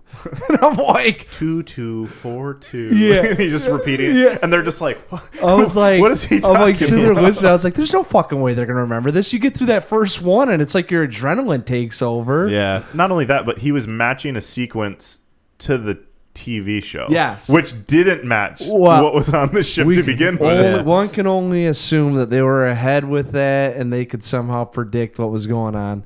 Kind of adds to the campiness of it, you know. 100%. They clearly took some liberties when designing the ship. Yes. Yes. Well, it's funny too, because that specific scene, just in terms of like the technical aspects of it, not only was Sigourney Weaver dubbed over with that line, but they're hopping through the mechanism, and you can clearly see that neither of the actors are saying anything, but you're hearing a conversation with them, which I think is really funny. Yeah. Yeah. Yes, agreed. It's fun. Yeah, it's fun. It's you know, some things about it that kind of take me out, but it also adds to it. I'd be curious what I know that the editing process was crazy for this movie, and they brought in people for it. They brought in Zimmerman for it. Who's big in the editing world, and they talk about how like multiple shoots of all the different stuff. They'd shoot one way, and they'd shoot another one another way, and then you guys got any ideas? You just bounce it off. And then I'm curious how much dialogue was pulled and over edited, like especially for that scene through the crushers. Like their mouths aren't moving. Yeah, there was some editing there was, I'd be curious. Yeah, I'd be curious. It's funny that it's like it's a hard movie for me to think about, wrap my mind around being more adult themed. You know, a couple bigger things going on, because they did such a great job with it. So like when I go back and I think about like what could they have taken out or what could they have put it in, it's always hard for me, at least, you know, because I'm like marketing missed the point, you know, and they obviously, wherever it got disconnected at between what was it being shot and intended for and what actually happened, it's a perfect mess. Well, what usually is the case with movies that have so much like studio meddling and like all this different stuff going on with it is it ends up becoming either worse or it doesn't match with the tone of what they wanted to go with it all. Yes. Whereas this one, it just kind of happened to work out. Like, it just got lucky. I think, and that's after a director quit. yeah. Where they almost canned the movie. Yeah, exactly. Harold Ramis was supposed to be, which we're pulling from Never Surrender, and I did know that before the documentary that he had started it, and it was going to be probably a very different movie. 100%. Yeah. You Tonally. can't. It would have been like a more outright in your face spoof. Like, Yes, just it would have been a satire. A Like- more realistic version of Spaceballs, I'd have to imagine. Yeah, like, and they even compared it like that with the documentary. How they Yes. mentioned that that's probably what the tone of it was going to be. It was going to be more of an outright comedy. Yeah, I was about to say, like, I don't think it wouldn't be as satirical as like what Spaceball is, that the huge parody like that. I think they would have taken, like, it would have been like that, except it would have been like, no, we are in a spacecraft, like, this is real. Yeah. And he wanted Commander Taggart to hate it too. That was like the original script that he had. That would have been. He wanted it to be like, if Captain Kirk did this and he can't get away from it, like it's haunting him. And now aliens show up and they're like, okay. And then new director rolls in and they're just like, no, he's got to make it be like if he would die if he could be the captain again. Yeah, like he literally can't live without the whole show and the character, and he relishes in it. Like, it's kind of. There's a weird. It's funny too, because like he has the thing that. So I guess that thing that happened, Tim Allen, when he's in the bathroom, and he hears that actually happened to Captain Kirk. William Shatner. Yeah, he Really? said that was actually a real life experience that happened in the '80s. So that they pulled from that, because I don't now as to say how much of this is true is trivia, but. It's funny because then he goes home, he gets drunk, and you kind of don't know the state of mind he's in. At least for me, like I get like, oh, he's still embellishing what he did 10 years ago, and the fans love him, and he loves the fans and loves that he's number one. And then he hears that, and he goes home and he gets drunk, and I remember thinking like, this is he like in his head going, I'm like a failure, I'm a mistake. This is all everyone. I'm the laughing stock of the media community. Like I don't, and then. Like, is he kind of turning his back to everyone? And then, like, that alien, they show up and give him purpose again? It kind of renews, like, his love for it, because he does seem very, like, downtrodden and sort of sick of it. But I think to me that was more so he still loves the idea of being the captain and being that character and, like, that being who he is. But at the same time, he thinks to himself, this is it. Like, this is all there is, and I'm never going to be able to be the captain and play the captain again. Like, there's nothing new or there's nothing next that's coming up. Right. Because it's all done for me. Like, this is all I have. And then the aliens come. They show him that everything that they are involved in is real. He's actually in space aboard a spaceship, and they think he's the commander. It kind of lets him live that fantasy again one more time, except now there's just higher stakes to it. Yeah. And you got I think for me, like that scene in the bathroom, they're like talking crap about him, and I was like, water off a duck's back. He's been in the business for a long time, and I think the thing that like ate him up was he's like, do you hear all his co-stars? They hate him. Yeah, that they're talking crap about him right now, and that's where you see his face like drop, because he's like, I'm number one. Like I'm the captain. I'm the captain, yeah. And I got my crew, and my crew loves me. And like even when he shows up, he's like, yeah, I'm here.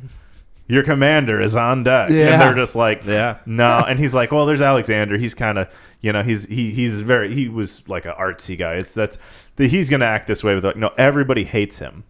Yeah. And he's just like, oof. Speaking of that character, when he said I was in King Lear, it reminded me of that interview that I saw with Bob Hoskins when we were talking about the Mario movie. Oh, yeah. Here he actually almost basically verbatim said something along those lines. He's like, I played King Lear. Like it was really like kind of like on the nose, very similar to what he said. It's probably where we pulled it from. I'd be surprised. I know that Alan Rickman had never done really a comedy. Mm-hmm. I guess you could say that it wasn't as serious in Die Hard, but he was still a classical actor. Drama. And he's not funny, right? Like but this was it, and like they talked about that in Never Surrender. They're like, yeah, that wasn't. They're like, you want who? Yeah, like that doesn't make any sense. Like tonally, you can't have him and Tim Allen in the same room. Yeah. No one will take this seriously. Well, it's funny because they kept going on about that, and then I was like, for some reason it just is like it's like sweet and sour. Like I feel like it is a good like recipe. Yeah. I love that you have that character dynamic, because if you have someone that's overly serious and taking everything seriously, it in itself is funny in contrast to the things that are going on. Yes. I think one of my biggest problems with like the first Avengers movie is that every single character feels like they're written to be the comic relief. Like everyone's super quippy, everyone has something snarky and like a comeback to say.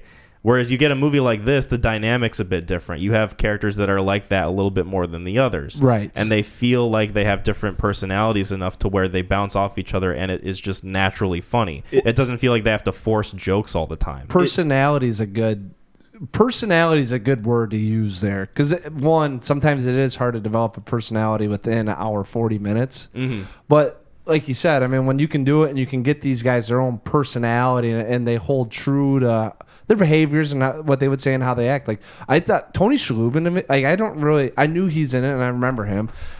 He was like the funniest guy to me in this thing. Like he was cracking me up. There was a scene that was cut for the movie where he's actually getting stoned on the ship, like down in maintenance. Oh, really? And they're like, we don't need to address it.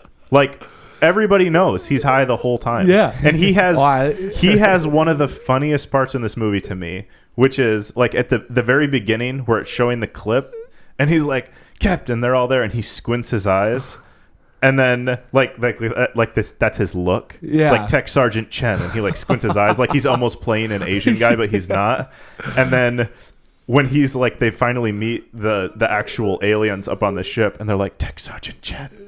And then you see him do it for a sec. He just like squints his eyes to look Asian for a sec, and then he undoes it and just looks relaxed again. I didn't even think about this name. Yeah, it is so funny. And he talks about that too later, where they're like, "Fred, you got to do this." His name's Fred Kwan. He goes, "Kwan's not even my real last name." And I'm like, the whole thing's a sham. He's like his acting name. He changed it to Kwan to get Tech Sergeant Chen as a role, and it's so funny when you realize. I didn't even think about that. That's awesome. Yeah, I didn't. That completely went over my head. It's I didn't know that. It's a very subtle character, and it's so good. And then I love it. Sam Rockwell at one point, like right before he's getting ready to start making out with the alien, he just goes, "Are you stoned?" and then she just turns him and kisses him, and they just kind of blow right over it. But he's just like, "Why?" That's awesome.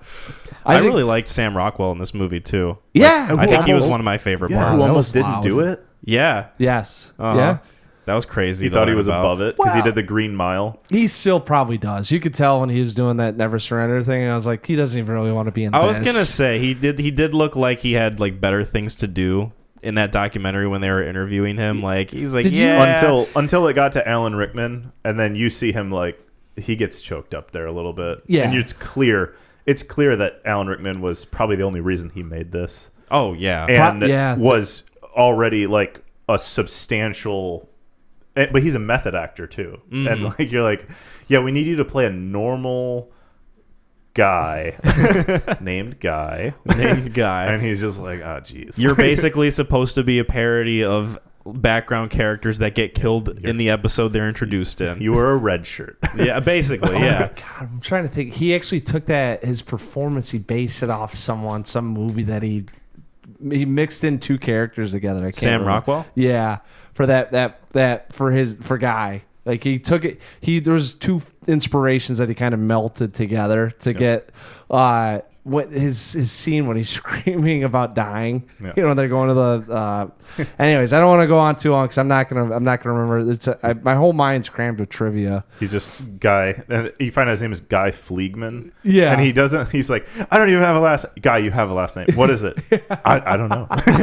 He's just like, and then in the very next scene, you see Tim Allen go, Fleegman, you go over here, and I'm like, who's Fleegman? And then it's like Guy goes, and I'm like, he got it out of him. Almost feels like the audience is a part of the gag. They're in on the joke with the rest of the cast and crew. Yeah. It's kind of funny that way. And it's amazing too, like the cult following that this movie has. Because I mean, it didn't like do poorly at the box office, but it didn't make a whole lot. It was a low. I mean, you're talking about a sci-fi movie with the heavy hitters it has. Mm-hmm. For what, $40 million budget? Yeah, $45 million. Yes. That, I mean, maybe not then, but now you couldn't make this movie for $45 million. No. You'd have to work really hard to get Alan Rickman back, that's for sure. Yes. I was about to say the list alone on the actors would be all right. I'm glad you picked it up. I was brushing by it. I didn't even think. How dare you? He was that's Professor Snape you're talking about. I mean, you could probably get Bill Nye to take it. Oh yeah, he'd love that. He'd be rolling in his grave.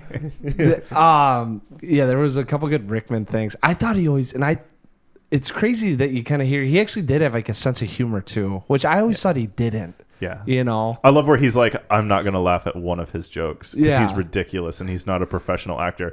And it's just a montage of photos of him just laughing so hard. He's with, just like, the rest of the smiling crew. with Tim Allen, yeah. And they said he was a stickler. Like he'd show up 5 minutes early and he'd have everyone's lines memorized. And if you messed it up, he'd just be like, ugh. Yeah. And then like he'd curse you out and be like, you're blah, blah, blah, blah, you're terrible. probably- and then he'd be like, let's go get wine. Yeah. Like, and I He was think, probably like a really cool dude to hang out with. They said like a head like above it, you well, know? he's British. Not all British people are fantastically funny, but all the British people I've ever met have such a dry sense of humor Yes. that I love. It's a very different type, like that's you, for sure. You don't know if they're being mean or if they're being funny, but it's probably both. You got to take a chance at a laugh, right? And Yeah. those guys, like, yeah, this whole cast is just nonstop A-listers, like S-tier actors. Yeah, we and haven't even actresses talked about Sigourney Weaver yet. who was big. Yeah. Huge at the Yeah, time. and they said that they originally didn't want anybody who was in a sci-fi movie, at least from the documentary. Yeah. And I don't remember what made them change their mind, but it makes sense to have her be on it. It sounds like she just insisted. She's like, I'm not leaving. So. Yeah. Yeah. It's the Chris Pratt Jurassic World conundrum. Oh, yeah. I'm just not going to leave until you make me the main character. What, he did a filibuster? He did that. He did that? He showed up and was like, I need to be in this. And they're like, nah. And then he just stayed until they made him That's the what main you do, and then he divorces Anna Faris, becomes the next governor of California. Yeah. That's like when The Rock demanded that Henry Cavill show up in Black Adam instead of Zachary Levi. Yeah. It's like, Yeah. I'm just gonna do what I want, and you can't stop me.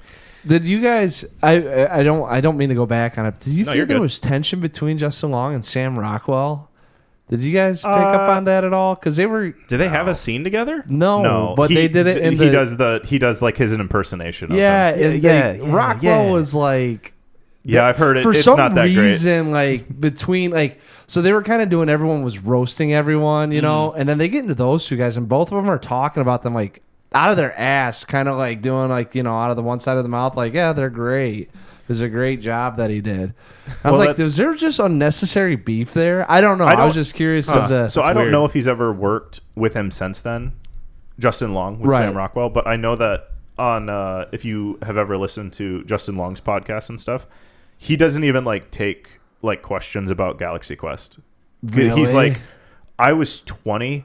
I didn't honestly have a lot of screen time. My mom stayed with me in the hotel that they provided for me. He's like, I wasn't an actor. Yeah, he was basically still a kid. He's like, and which is crazy that he's 20 because he looks like he's 16. Man, He when does. He He dropped looks- that he too, looks the I was part. like, But yeah. he's like, he enjoys it, but people come up to him and they're like, I loved you at Galaxy Quest. He's like, I didn't do anything to be deserving of you loving my. He's like, you might love that character, but like anybody could have played that. He's like, I was. You know what happened at 22? He was getting fan mail, and it just did not stop. And then people see him and they go, Galaxy Quest guy. And he's like, I'm 22 with my career in front of me. Like, Yeah. please don't. Which is weird, yeah. And then- Because I think it's Justin Long. I don't necessily think of Galaxy Quest. No, you know? you think of like Accepted, or like Dodgeball. His character Yeah. got really big, but yeah, it's he's like that wasn't me. Like don't like Yeah. and he's not rude about it, but No, like you got to separate yourself from the character at some point, though. Yeah, Because and if you don't, you're going to turn out like nasty Philip Seymour Hoffman and freaking Along Came Polly. Yeah. Crocodile Tears. Yeah. Not you got no. I haven't seen that one. Oh. it's been a okay. long time. I know what you're talking about, but I was like, He's I a couldn't kid tell you actor, and he can't get away from it. And everyone goes, Crocodile Tears. And he's like trying to separate himself from the character. Anyways, beep boop. There's another cut. It should have just been silence. No, that one's just like a half hour of silence. Yeah. No, Mac, that one's staying in. Yeah. I'm keeping that one in. That was some good shit. That's Kyle making up for Leon right there. Don't forget. Hey, So, let's forget. Can we talk about how they're the first movie that ever released a movie with 3 different picture sizes? Because I think that's really fun. Ooh, go for it. They do the initial. I forget what it is. Give me just a sec. I have it written down. Okie dokie. Well, Levi's pulling out his phone. He is looking at his phone. He's tapping at his phone. What this thing make? It went 40 million. Was it 60 million that it grossed? So $45 million budget. It grossed 90.7 million. So it doubled up. I mean, that's not a bad return, right? I No. lost it, but it's they show the movie starts with the clip from the Lost episode, and it's like a 150 by 150 picture, and then it pans out to a 180. Yeah, as And it's then like zooming out of and the it screen. stays at 180, and he goes on to the spaceship, and then when he's got that little gelatinous cover over top of him, and it opens up and you see space, and he realizes he's in a different dimension. It opens up to 235. Yeah. Yes. And then it stays at 235 for the rest of the movie. And they talk about that in like Never Surrender. Like there was a whole bunch I of movie remember theaters that that. had set it for 180, Oh, and so it was yeah. just on the curtains. They just couldn't see part of the film at all. They had 'cause- attached the note to the reels, Yeah, so but- that people would. Yeah, to date, it's the only movie that's ever been released It's- that I know of that did it like all 3 standard, quote unquote, standard picture sizes. Yeah. It's funny too, because like in the IMDb trivia, actually not in the trivia, in the production notes, like if you go past and you look at runtime and whatnot, they usually have the aspect ratio. And they had it where they go first 5 minutes, and then they go next 13 minutes, and then they said rest of the film. I remember looking at it being like, I've seen Never Surrender before, so I knew that it happened. I just didn't like. I was like, oh, okay. I was like, that's weird. I was like, I don't know if I've ever seen 3 of these things. And then you watch the film, and you actually pick up on when I was watching, like when they opened up, and I was like, oh man, like they're staying right here. Yeah, you it's know? wide. Right, exactly. And then you watch Never Surrender, and you actually get the do. You know, it's pretty cool. I mean, that guy. I mean, I don't know if it takes balls to do that or not, but it is creative. Yeah. You know. And I think they're paying homage to some of like what, you know, because if you think about it, you're watching Star Trek on a little television box, you know, so they're probably paying homage to that, and then like they said, I mean, what it opened up his mind, and that was supposed to be the, you know, kind of as extension. audience members to us opening our minds to the universe behind the universe. I mean, whatever it is. do you remember the transition from like full screen to widescreen in the 90s, like the late 90s, when all of a sudden like No, I couldn't. I remember watching like VHSs where that were in full screen, and then when DVDs first came out, you could select it. It'd be like, do you want to watch it in full screen or widescreen? That I do remember. But just to be honest, if you're in widescreen, you'll see everything. If you're in full screen, you won't have the black bar, but you won't see stuff on the side. And I had friends whose like parents were like diehard full screen, like they wanted the whole screen filled. It's a weird allegiance to find yourself. I remember in. watching a movie being like, you can't even see the guy talking right now because he's supposed to be like on the edge of the Yes. screen, and like he's not even there. I was about to say, he's like, here, take this, and you're like, hey, what is he taking? Like, we used to do it. So like, I think we used to always do widescreen because like even if you did widescreen and you could have fit it in full screen, like you'd have the box, you know. So I still not good with aspect ratios, but I remember once we started getting like into the later 2000s, it used to kind of become like, what was the film intended for? Because if we can get it onto a full screen, let's do that. And that someone much smarter than me was picking this out. I wasn't, because I would have been like widescreen forever. Because I didn't like, my whole thought process was if it's designed for full screen, you can fit it on widescreen. If it's widescreen, you get the widescreen. Yeah. You know, and I didn't even know about that shit. It was just they quit making it like an option by like 2004 or 5. Like you'd start the movie and it would just start. Yeah. And I was like, I know that there's some people that are like, great, now we just got this black bar on the top and the bottom. The one movie that kind of always stands out to me is it's the Star Wars episode. I think it's 2 or 3. But it used to be like right on the menu. You'd have to select it as soon as you hit play. Mm-hmm. You know, there were movies like that. Some movies you could go into the options and pick it. Some movies you'd have to pick it right up front. That's the only reason why I know this is because like I never really was like I don't know what's the difference here. Yeah, and that's what I like about that like the very first 5 minutes is like it would have been full screen in the 80s. Like if this was an episode from 1983 or whatever they said, the lost episode from 1983, you're like, that's what it would have been. So it doesn't make sense for this to be a widescreen shot, and then it expands to a widescreen shot, and then it expands to like a theatrical shot. And that's, I think it's a very fun little quip for this movie. That agreed. Yeah. I want to talk about some critiques. Some things. Oh, man, there are the fun's over. The fun's over. I want to talk about some negative things. Womp. I know I'm a buzzkill.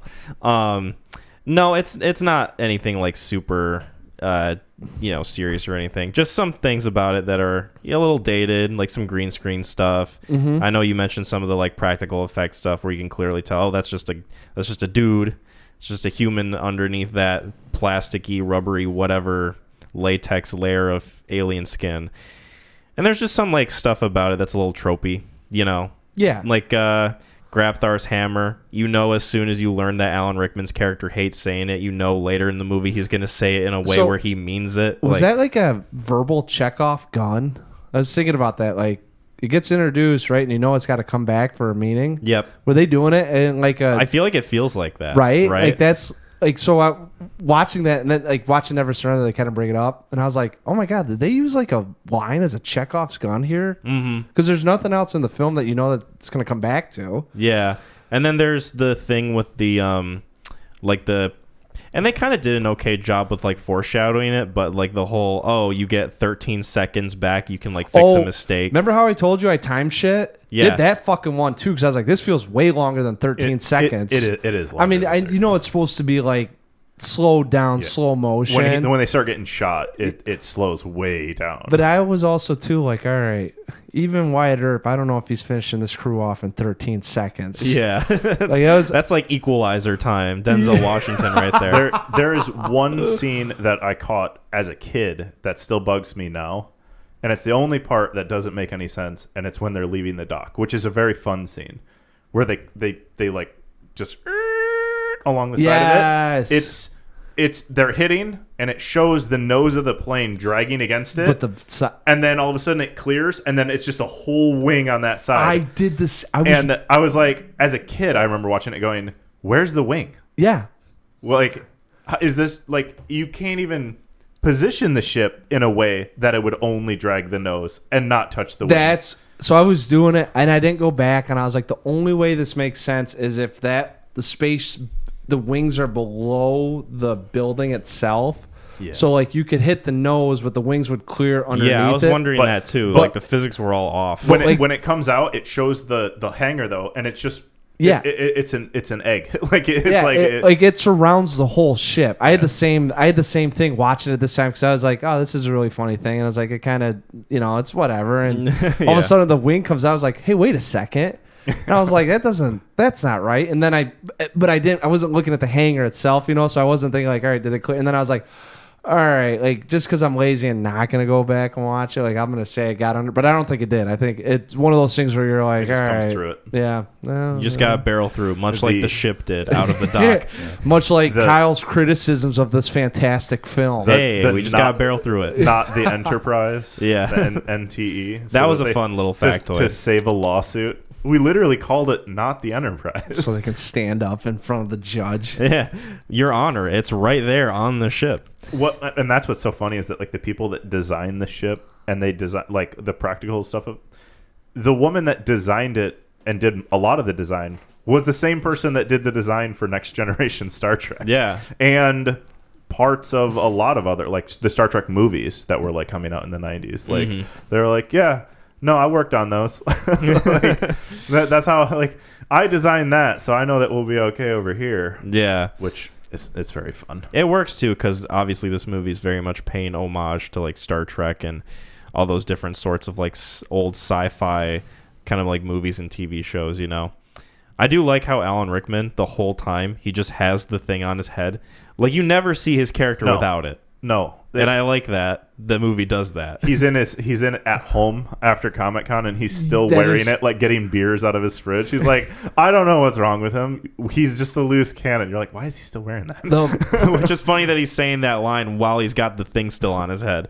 Yes. The other thing too that I noticed that I'd never noticed before is both of their living styles versus Tim Allen. Oh, so yeah. they go from the scene to Tim Allen living in Malibu on the fucking coast. Mm-hmm. I was like, I'd never really paid attention to that. So like Sigourney Weaver's apartment isn't that bad. Then Rickman lives in a shit box. Yeah, it's not nice. Right, and then they go to Tim Allen, who's in got the glass windows, walking around naked on Malibu. Yeah, like, it looks like the top of the hills. Yeah. Like he's been set up very well. I was also too like like how much money did he make compared to everyone else? Like you're number one on the casting sheet, but seriously, like, is it that much more than these guys? I know it's a lot. I know that like in like a lot of the Star Trek stuff, you look at like the captains and like other people. Yeah. It's like $1 million an episode. Really? And it's like other people. It's like if you're a woman, oh, you don't. boy. It's like Nichelle Nichols was saying that she only made like $100,000 an episode in like the original series for like a while. Yeah. Until they like William Shatner's like, I will give her some of my money. Like you need to pay her better. Yes. Yeah. Sadly, that's not uncommon for like the lead male actor to give some of their money to the. Yeah, I know, their female right? co-stars. Not everybody's Keanu Reeves. Not everybody is dishing it out. Unfortunately, I wish they were, man. That'd be a nice world to live in. Yep. Praise be to our poster in this room. But I mean, that's pretty much most of my criticisms is like the technical stuff. Just some like of the alien stuff was a little like, I don't know. I don't want to say annoying, but it was just like, all right, can we like get to the next thing? You know, like you are on our ship, now we are going to steer it. Like, just that way of speaking kind of like gets under my skin a little bit. Yeah, it's like kind of like it's a cheap trick. Yeah. And they couldn't do it. They had to do it in a way that they're like an alien pretending to be a human. Mm-hmm. They're not going to get the walking down. They're not really going to get the inflection in voices down. And I think if they did, it might take something from this movie. Like you almost need it. I will agree with you that like when I remember watching it, not like the first time I watched it, but like maybe like in that 12 to 15, I remember being like, these guys are annoying. Yeah. Like, I don't like the Thermians. The Thermians, they don't need saving, right? They're fine. There's a respect element with it. Like if you see it more than once, you know. Mm-hmm. I do know that in their octopus forms, those three, like the octopus suits, Shane Mahan talks about how like, they're like, that we just finished them like 3 weeks before like they had to use them, and then they wanted to change them to make them look more human. Yeah. And they're like, no, just keep them an octopus. And they're like, all right, we'll keep them an octopus. Yeah, I mean, they pretty much had no choice. I think it's done. Great that those are like, those look good. Like that's practical. Yeah. That's not CGI. Yeah, that's a good. I'm not going to hold this. It's made in 1999, and you're playing campiness on something that was campy 30 years ago from 1999. Like, true. You can't really. It's especially where we're at now with digital effects and what you've seen. Like it's insane. I mean, we got Tom Cruise is now an AI figure that's doing industrial commercials. Yeah, like where we're at now compared to where they were at in the 90s is the power of Scientology is just that real. Yeah, it's actually him. That is true. This movie is inspired by Xenu in a lot of different ways. Praise be. Was there anything else we wanted to talk about Galaxy Quest? I know we didn't spend a whole lot of time on this compared to Fifth Element, but just in case you guys wanted to say something before we 50 minutes. Well, actually, wrap it up. The whole thing happened with the headphones. Yeah, I think it's a movie I love. I really do. And it's a movie that I can watch every year. That's a short list. It seems like a comfort movie. Yeah, and it's like you could put it on and just play it in the background. We were doing laundry. My wife and I were doing laundry like a month and a half ago, and she put it on just for like background noise. And she's a big Trekkie. Like as big of a Star Wars fan as I am, she's like a big Star Trek fan. And I introduced her to this movie. This was opposites connect. Yeah, this was not something that she wanted to like necessarily watch. I was like, it doesn't make fun of Star Trek. Like it's not. Yeah, and it's not Star Wars. It's more of like an homage to it. Oh yeah, and she watched it. And she's like, that was really good. And I was like, I know. You gotta start trusting me more. And that's kind of like a good thing about it too. Is it's not like it's not like outright in your face, No. and it kind of has to do with that balancing of the two tones. Like, it's not really mocking Star Trek or like poking fun at it. Well, it's kind of poking fun at it in ways, but in ways that feel like it's in reverence. I think it pokes fun more at the production of those things, and they go, all right, I mean, this is campy. And we know that it was campy. You guys know that it's campy. So let's enjoy the campiness. Yeah. So we'll have fun with it being campy. Like, it's bad production, but it was still, there's effort involved, and people still loved it for what it was. So, like, we can still have fun and laugh at that. By that same token, like, you're not losing the spirit of what it was. Yeah. If that makes sense. I mean, that's... It's the, like, the 80s like undertones. Yes. So like the bridge, they talk about like the bridge in the in the documentary, and they talk how it's super simplistic. It looks like something that came out of the 80s. And then not that much later, they did the 2009 Star Trek, and they had to do their version of it, and it doesn't look anything like that. Right. And so that simplicity of it is like an endearing quality. Yeah. I think in this movie you're like, "Oh, it's like, yeah, I could see that. Like, it's clearly real. They made it now, and they did a good job on it. But it's super simple. Like, it's like they tried to be simple because they had to be simple in the 80s. So they designed it simple to match the what they were seeing. Like, that's what I'm saying. Like, the spirit still resides, and like you can even that's what I'm kind of saying too. Like, simple, like even up to now, you can make simple really definitive, Yes. But that's not what that was back at that time, and they embrace it. And I think that's why I'm saying, like, they had fun with this, and they were like, all right, I mean, we we're gonna keep that same look, that same mentality, and we're gonna laugh with it, but we're also gonna keep the spirit of what it was for. And I think that's why it resonated with everyone, And especially like Star Trek cast members. Like every single one of them that saw it was just like, I love it. It's so funny because like so many of them got trapped in their roles, Yes. and where that's it, and that's not the case anymore, I think. But there was a lot of 80s like sci-fi actors that got typecasted. These were people that were typecasted. I was a classically trained actor, and I did this show for 4 seasons, and now I just do Comic Cons. That's and it makes sense don't because wanna those go people back are to- like, but- yeah. if you think of the 80s and the 70s and all that, you only had certain outlets for media. So like nowadays, I think it's harder to get typecasted now because there's so many different outlets. Like, even if, let's say, you were doing something where you're very serious and dry, you could go on a podcast now and do 6 podcasts, cuss your brains out, have a bunch of raunchy jokes, and people go, oh, like I know that person. But you didn't have entertainment. You only had tabloids. No one was going to interview Shatner and say, like, tell us about you. We have to hear about Captain Kirk. So yeah. yeah. There's not as much exposure.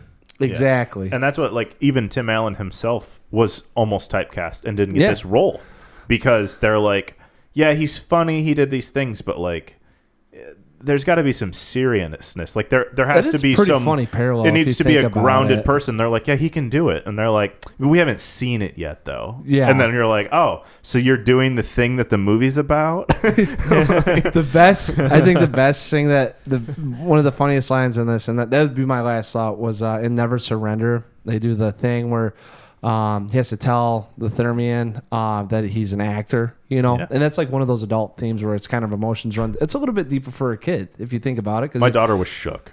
Yeah, I was shook. I fucking just watched this. I was like, oh shit! Like I forgot that it got this deep, and he's got like your whole world's fake, man, and. And Tim Allen goes like, "Hey, I felt some emotions I didn't want to feel. I'm gonna go back to the trailer." And Alan Rickman goes, "I believe you just experienced acting for the first time." He's gotta give it to him because he's just been giving it to everybody else. Yeah, I love it. That's very true. No one is unaffected. Cool. Well, I think we can kind of wrap up there with Galaxy Quest. Yep. What would we rate it? We can start with Levi, I guess. Yeah. This is a 10 out of 10. This is a movie, like I said, with no fat. It is a family appropriate movie that doesn't feel like it was made for kids.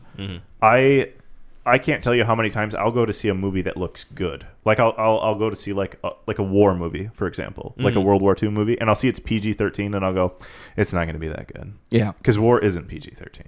No. War is rated R. Yeah. Like it's not. I know it will probably be good, but it's not going to be realistically good because of this. And when I see a PG rating, I'm just like, oh no, I don't like. I feel like the last like PG movie that I purposefully went to see was probably like Prince Caspian or something like that. Like one of those like Disney extensions where they're like, it's PG still, but like it's kind of gritty. This doesn't feel like that. This feels like a movie that was built for adults that didn't do anything that deserved a PG-13 rating. Yeah, it's like for like most everyone to enjoy. Yeah, but it's not for kids necessarily, but kids can see it. Yeah, and that's a rare thing for them to just knock it out of the park with those kind of blinders on. Yeah, this thing definitely got this thing. It's a rare egg. I think I still think to this day. I mean, we watched this movie. I watched it with Jasmine and a couple of her friends, and we watched it, and I think they brought me down because I was like, we got done with it. I was like, man, like that just wasn't as entertaining as I remembered, And Jasmine, believe it or not, she doesn't like this movie. She can't get in on it. Like it's probably just because she's pregnant. Thank you. Hormones. Well, no, this was we watched it before she was pregnant. She's not the best with her movie taste. I love you, Jasmine. Ooh. So shots fired. Beep boop. Cut that out. So rewatching this again, I watched it and I immediately fell into like, no, fuck them. Like, I love this film. This thing's great. I got this as a 9 out of 10. And this is where it sits in my head with it. I'm not quite on your level. Watch it once a year. Background noise. This is a film that I definitely have to throw on and just, but I think about it like maybe, and it's kind of weird to say, but like a fine wine. Yeah. Like, don't necessarily need it all the time, but when I do, I really want to enjoy it. And this is one of those films where I'm watching it the other day. I was like, I need to be in a good element and laughing and having fun with these guys because I am not going back to not liking it. So Nice. 9 out of 10. I am a 7 out of 10, baby. Oof. That's me. What? 7 out of 10's positive. God, Mac looked at me like I just kicked him in the shin. hipster You're Kyle like over the here. German judge in the Olympics. Oh my God, I Am I know, the Simon right? Cowell of And a this? 7 from the German. Yeah. No, there's a lot I really like about it. I like the humor. The characters are fun. I like some of the practical effects.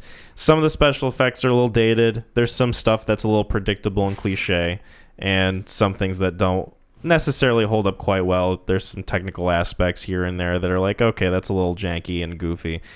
But I mean, overall, I like it. I think it's funny. I think it matches the tone really well of like both comedy and sort of like those serious moments that it has in there, And as a fun sci-fi space adventure movie, I think it's really good.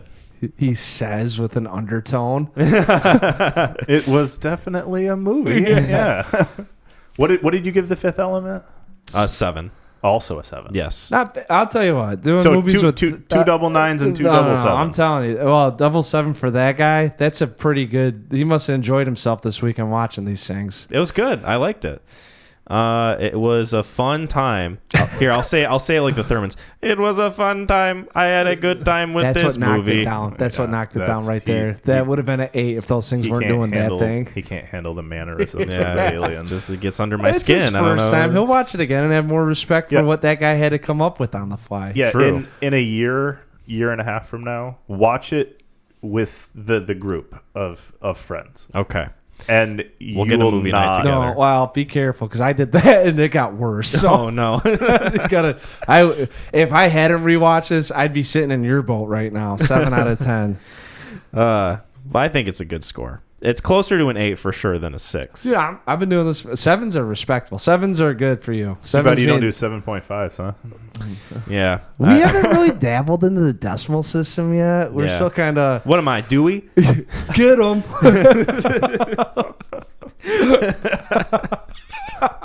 I don't even know who you're getting. Who is this for? Oh man. Speaking of which, who is this for? We've got some questions for us. Believe it. If we have time, do we have time for some questions, Yeah. you think? Yeah, absolutely. Oh, yeah, Okay. I'm good. What time we at? Oh, yeah, I'm good. Okay. So we got a few questions. Our first question, which, by the way, thank you for leaving those for us. Keep an eye out for our YouTube community page and our Facebook page for those questions to pop up. Our first question comes from Gideon, your brother, Levi. Wow. Yeah. How about that? Known him since we were kids. I can't believe you've known him since he was born. That's crazy. He asks, what is the best worst movie you've seen and the worst best movie you've seen? I had a fucking answer for this, too. God damn it. Does Pardon my anything French. Does anything spring to your mind, Levi? The best worst movie is probably Moonfall. Mom and Dad Save the World. Mom and Dad Save the World. A watchable movie that is not a good movie. Yep. Okay. It's got John Lovitz in it, who's the emperor of a planet of stupid people. The poster is very striking. Yeah, that's it. It's very like kind of Star Wars inspired. Put it on there. Yeah. Okay. And then the worst best movie, So I'm thinking like maybe like a movie that's good, but you just can't watch like it again. maybe one that was like critically acclaimed and a lot of people like, but you can't connect with or don't like Cloud Atlas. much at all. Oh, Ooh. wow. You done been fighting It's words. not that I don't connect with it. I understand it. Is this for one It's- person in particular, listen, or is this... Maybe the one asking the question. Suck on that. Yeah, man, you got the mic. Drop it. Yeah, let's go. Let's hear about Cloud Atlas. It's a movie I watched once when it came out, and I've watched it once since. I watched it over COVID, Okay. and it is good, and it has layers, and it's well received. It's just, it's Yeah, not for you. No, and it's like there's a lot of movies like that have multiple layers. You know, like I got Inception comes to mind, and a handful of others like that I think they're fantastic and they're super watchable. But that's one I've watched twice, and I probably won't watch it again. It's definitely, well, first of all, it's a slog a little bit because it's so long and it's got like 6 different storylines going on at once, all interweaving with each other. Some storylines you connect with more than others. Yeah. Like some of them are like really good, and then there's a few of them that just aren't.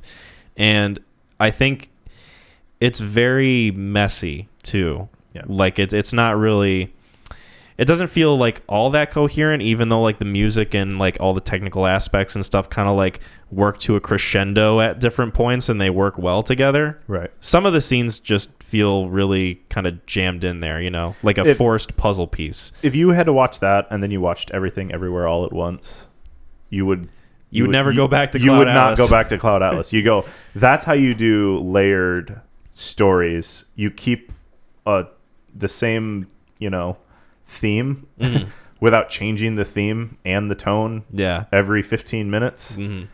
I mean, I definitely get that for sure. Having seen Cloud Atlas a couple times now, at least. The first time was Gideon let me borrow his disc for it, I think. This is before I lived with him. I think that was a movie that helped change him. Like, he watched that fairly young. Well, it's funny, too, and then 'cause just came out the other side in a beanie. He even told me recently, too, that he says he doesn't think it's like as much of his favorite anymore as it used to be. Which is funny that we're bringing it up now and we're kind of talking about it in like sort of a negative way, but, we're acknowledging the good about it. It's just been done better now. Yes. I can agree with that. So has he seen Everything Everywhere All at Once? That's the one that I want to... Yeah, he has. He has. He loved it. But he also loved Swiss Army Man too, which is from the same directors, which I also really like. For me, I would probably... So the best worst movie, it's kind of a cliched answer at this point, but I really do like The Room. And I quote it almost every day with my coworkers because I think that it just has a certain absurdity and almost like a really shitty charm to it that you can just quote over and over again. And it is like one of the worst movies ever made, but also a really good example of a movie that's so bad that it's good. There's there's another one that I have a soft spot for that's really bad, called The Fanatic with John Travolta. I haven't seen that one. Oh my god, it is atrociously bad. Imagine John Travolta trying to play like a Joker-like character, except he misses the mark completely.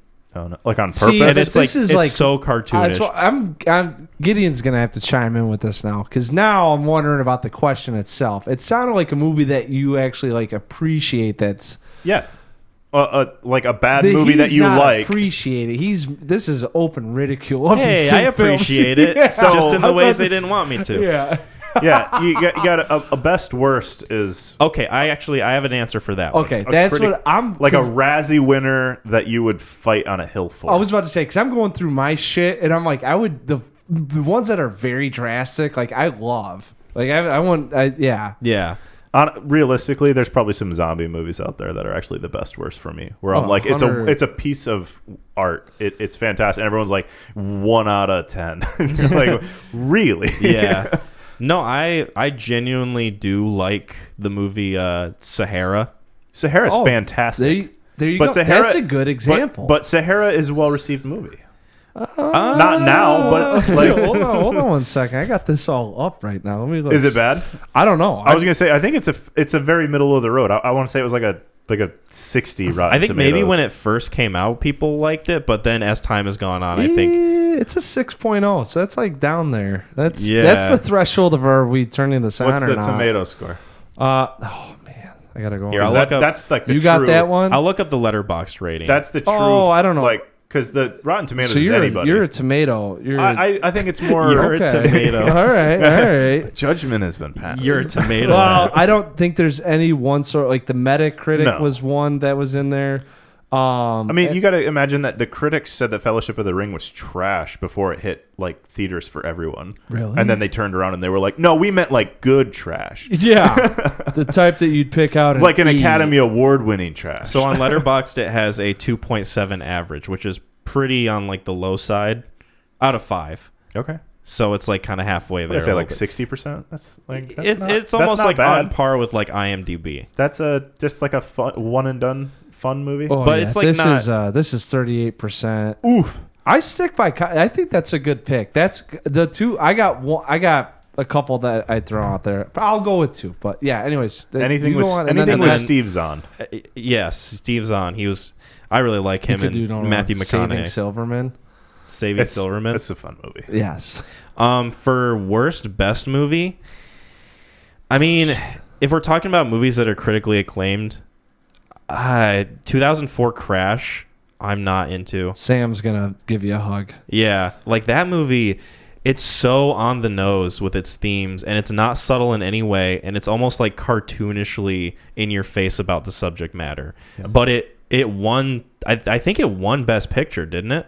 Yes, fairly certain it did. Yeah, for Well, the that Oscars. that's like that's Academy trying to be like, hey, we understand diversity. Yeah, We're with it. we hate racism, so Yeah. we're gonna give it to this movie. We gotta phone this one in. Yeah, and it's just so obvious. I can't that's- stand it. It's very Oscar baity. But those would be my answers for that question. Okay. Yeah, so I just go through ratings. I'm trying to find the worst best one. The best worst one in terms of my scale, Okay. Air Force 1, Oh, nice. Yeah. right? I haven't seen that movie in a long time. That's a 10 out of 10 for me, but it's like a Woof. 6.3. That's on- high. That's high. I was going to learn Russian through watching subtitles and listening to Gary Oldman talk. I've seen this movie, so I love Air Force One. I'd go to battle against anyone. Oh yeah, Get another off my plane. Yeah. Oh, dude, we used to say that when we were swinging.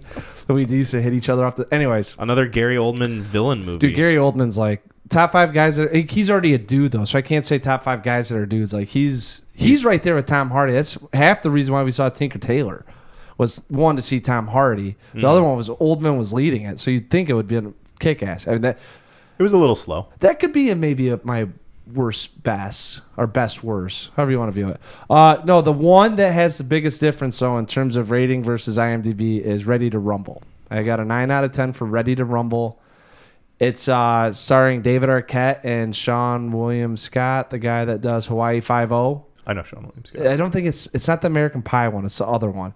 Scott Kahn's kid. Oh, I know who you're talking Or James about. Caan's kid. Yeah, I know. I can picture him, but I don't know what his Hawaii name looks Five-0. like. Yeah. I'll look him up. It's about two guys that are guys being bros. pretty much. Well, they're big wrestling fans, and Jimmy King's the number one wrestler, and he gets dethroned on a wrestling night. So they go to Alabama to save him and get him back to his crown. Get him Scott Conn. Scott Conn. Yeah. This sounds like a worse version of Fanboys.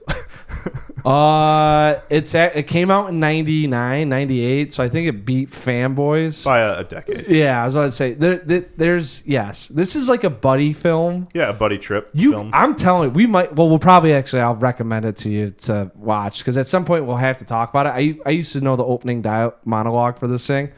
Oh, nice. Yeah, this is a very fun movie that you can make fun of. It's like I want to say it's self-aware, but anyways, so those are the two, and then the best worst. I don't know. I mean, like I'm trying to go through the, Indiana Ford thing, Indiana James, whatever it is. Indiana James. Is that the porn parody of Indiana Jones? No, there it is. Wyoming Pete. Oklahoma Alex. Yeah. There's so many bad. I don't really have any. There's no really Ocean's 13. I'll do a shout out for my brother because I don't have anyone that like is Oscar bait about the King's Speech. Sam hates the King's Speech. Oh, gotcha. And that would be one that I would pick out. I actually don't mind it. I don't hate it either. Yeah, I saw it years ago though. Yeah, It's not bad. That's It's what not I bad. said. It's got And good acting. Sam will vehemently disagree with you and go to war with it about why it sucks. So I'll pick that one out and give a shout out to my brother. Okay. Yeah. Cool. We got through that one. Our next question comes from Michael, which I feel like you and I can't really answer too much, Mac. So maybe Levi can kind of help us out with this one. He asks, rate the Hunter siblings on their movie taste. And the only reason I say I feel like I can't really chime in is because I've only talked to your sister, I think, once. Yep. And it was asking where the bathroom was in her house. And that was it. I mean, and I think I've only talked to Isaac like a handful of times. Well, we did watch Green Knight together. My sister came with me to see that with you guys. Oh, yeah, that's right. She did. Yeah. I'm starting to get like Gideon now where I don't remember who I see movies with anymore. So it's too many friends. It's a bird. It's 21st century problems. Yeah. So I'm going to ask you, like, how do you think you would rank yourself, Gideon, Isaac, and Brianna in terms of movie taste? Gideon and Brianna have great movie taste. Not to say and music taste. Yeah, music taste too. Not to say that like Isaac doesn't. It's just like I can already choose number four. I'm probably number 4 to be honest. I probably have the worst. You'd put yourself at number 4. You're on. You got the mic and everything. Yeah, I thought you were. This gonna is go your number- chance to kind of like propel yourself. Yeah. My guy. I only say that because there was like a time there where I wasn't living at home.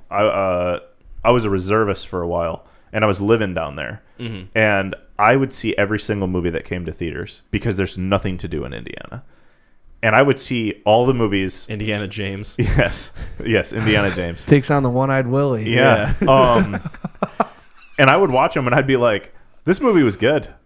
And then, like, I'd get a message, like, a week later, and all 3 of them would have seen it. And they're like, we're going to stop listening to you. Oh, no. Like, you just told us to waste money. And I'm like, I'm just assuming you guys see his movies like I do. And they're like, we do not. Was it Moonfall? No, I couldn't even tell you what it was. It was, like, in the 2012, 2013 time period, probably. Good chunk of movies that came out I've seen a lot of... If there's, like, an action movie, I'll give it a shot. Yeah. And that's like, and I think it's changed a lot too with my wife because my wife is a big like action movie type. Those are like her favorites. Okay. And so like if we're gonna go to the movies, it's like, oh, there's like this, drama or like a horror, and she's like, no to both those. We got to watch an action movie, and I'm like, okay, and we'll watch an action movie, and we get done, and she'll go, that wasn't that bad, and I'm like, yeah.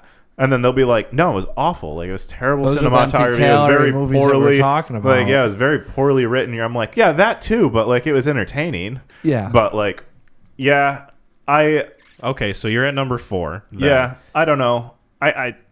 This is a brutal question. It is.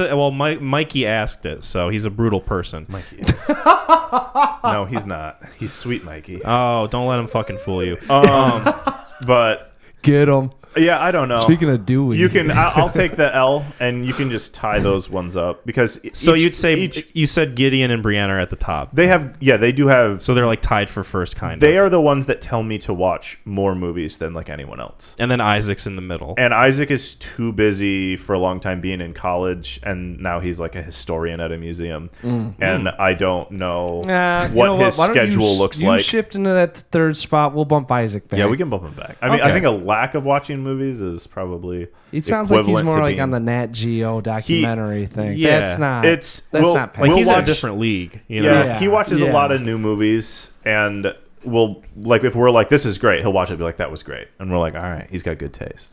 But I can't, it's I think it's been a minute since he's watched a movie that has been like, you guys need to see this. And maybe that's because he's the baby of the family. Oh, he's a little. Maybe he just needs to speak up more. Little baby I don't Isaac. Find your I'm gonna voice, get a my phone. guy. I'm gonna get a phone call about this question. It's funny because Gideon was calling me during this episode. I almost thought about answering it. I was looking at it. I was like, do I put him on here? But I didn't know if he was calling me about something important or not. So I guess we'll find out after we're done here. Very possibly. Our last question comes from Drew. He asks, if you needed a babysitter to watch your kids, which movie characters would you most and least trust to watch them? And I have a really good answer for least trust. Paul and Peter from Funny Games. Oh. I would not want them to watch my kids. Oh. Stay the fuck away from them. Man, I thought we had to just say in the babysitter role, but yeah, that's a good point. Yeah. And then I'm gonna. All right, go ahead. And then most trusting, I don't know, how old is Paddington Bear? How old is he? No, dude, no. That's the stuff. That's Is he a kid? dude. Come on. Is that considered a person? You're leaving that thing with Ted. I'm not Ted, not Seth MacFarlane. No, but I'm saying, but Paddington Bear would flood your house. No, but not In only, a dude. If cute someone way. I feel like came that's Cat in in the to Hat. steal your kid, they just Paddington's gone. Ooh, I got another answer for worst. Cat in the Hat. I would not want him to watch my kids. That's a good answer. Yeah. Now that is more of like along the lines I was saying. The movie that ruined Dr. Seuss realistic movies. Yep. Absolutely. No more live action ones after that one. Give it 30 years. If Mario's proven anything, it's that time heals all wounds. I don't know, Nanny McPhee, like an Are you allowed actual to pick nanny. an actual nanny? I think All right, so. then I'm gonna pick. What- I'm gonna pick Vin Diesel from The Pacifier. That's what for I the was. best. Yeah, I'm not going that route. I'm actually gonna like an action hero. But Yeah. yes, I was thinking And, that along those lines. I was gonna say the worst would probably be like Jenny from Forrest Gump. Ooh, Oh, yeah. getting high and Yeah. Hitchhiking with your kid. She You don't doesn't know where look- they are. You know she's not good with kids. No. it's a good point. No. If we're going so worse, I'm gonna go with Hellraiser. Oh, yeah. Just From another plane of existence. we're going along those routes and not want to see what happened to the kid. Best. See, I'm actually thinking like Corbin Dallas. Is this a little recency bias? A little bit, but I wanted to go action hero, but also someone that has like the value of love and what it means to like care for something. Ooh, if we're going that route, I'm going to say Liam Neeson from Taken. No, because you've already conceded the kid's gone. Well, he's going to get him back, though, so. True. That's a good point. What? Well, that's what like It's a whole nother. Vin Diesel from The Pacifier is a Navy SEAL. Yeah, I'm not. Your game. But Liam Neeson has a set of skills. Oh, that's true. I'm True. sure that Vin Diesel doesn't have any skills. No. Oh, He has whoa. the skill to deflate a football with one hand. Completely forgot about it. Fingers in Fingers? The Fifth Element. His boss. He's like, tell me about you got a fare. You got to bring the car in. Fingers is going to kill me. That's Vin Diesel. Is it really? Oh, really? That's Vin Diesel. Oh, He how only about had like that? one other like acting credit before he got it, but he got like a voice acting, and they're like, "Can you do like a Bronx accent?" And he's like, "All right." And so that's Vin Diesel. The one Is- time I didn't recognize his voice. That's crazy. you're like, "I am Groot." Yeah.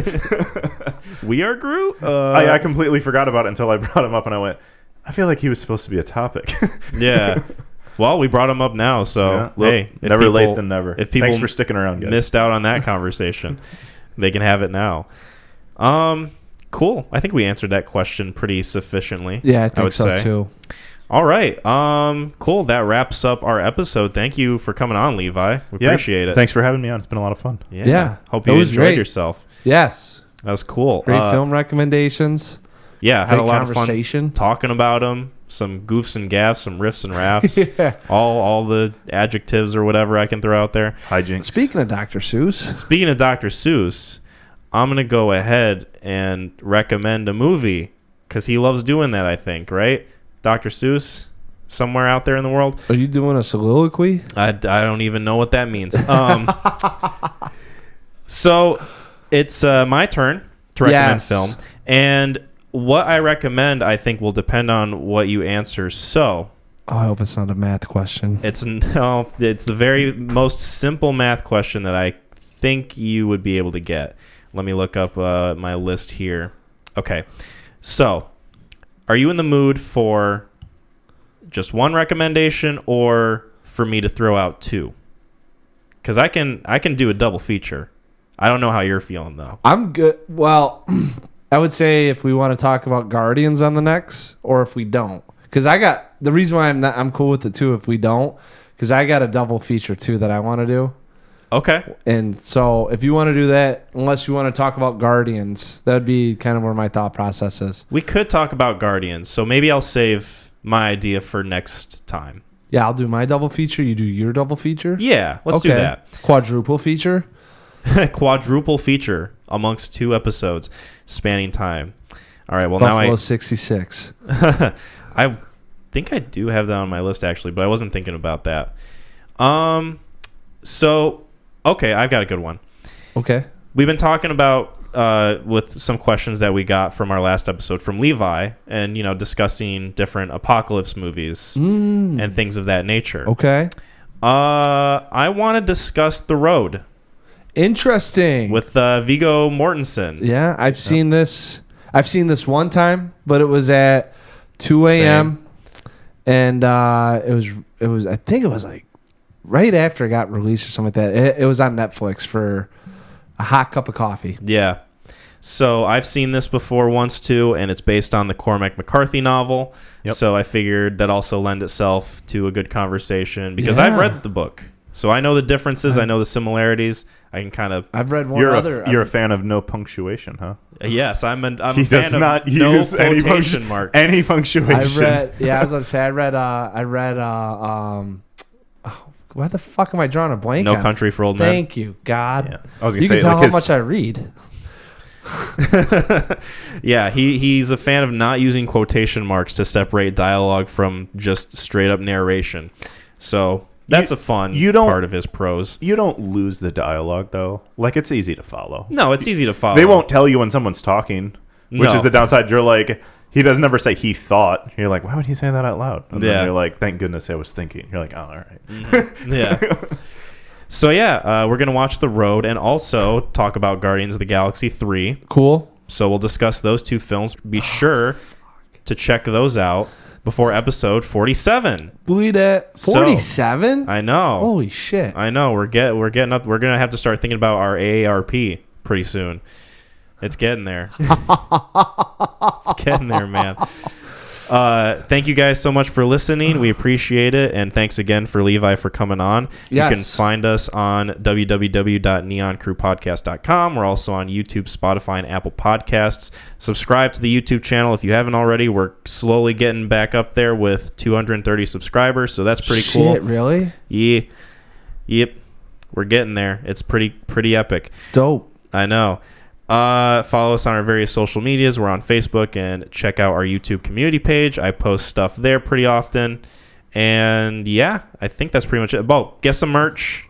We still got some merch stocked up for you, so get yourself a crew neck even though the weather's getting warmer, at least if you're in the US. You know. Yeah. Or you do some campfires at night. Exactly. Campfires, perfect campfire crew necks that we have for you. And we also have t-shirt designs, so if you want to, And those can be worn during the day. those can be worn at any point. True. You can wear them at a campfire. I'm wearing a t-shirt right now. Hell. He's the only one though. Yeah. I'm the only you can't see it, but they're both nude. It's pretty great. It's hot in here. Yeah. It really I was about to get in some real world shit. Yeah, I'm getting yeah. out. It's like, oh boy, I need to cool off. So yeah, Mac, any parting words for our listeners? WWTHD. Bye everyone.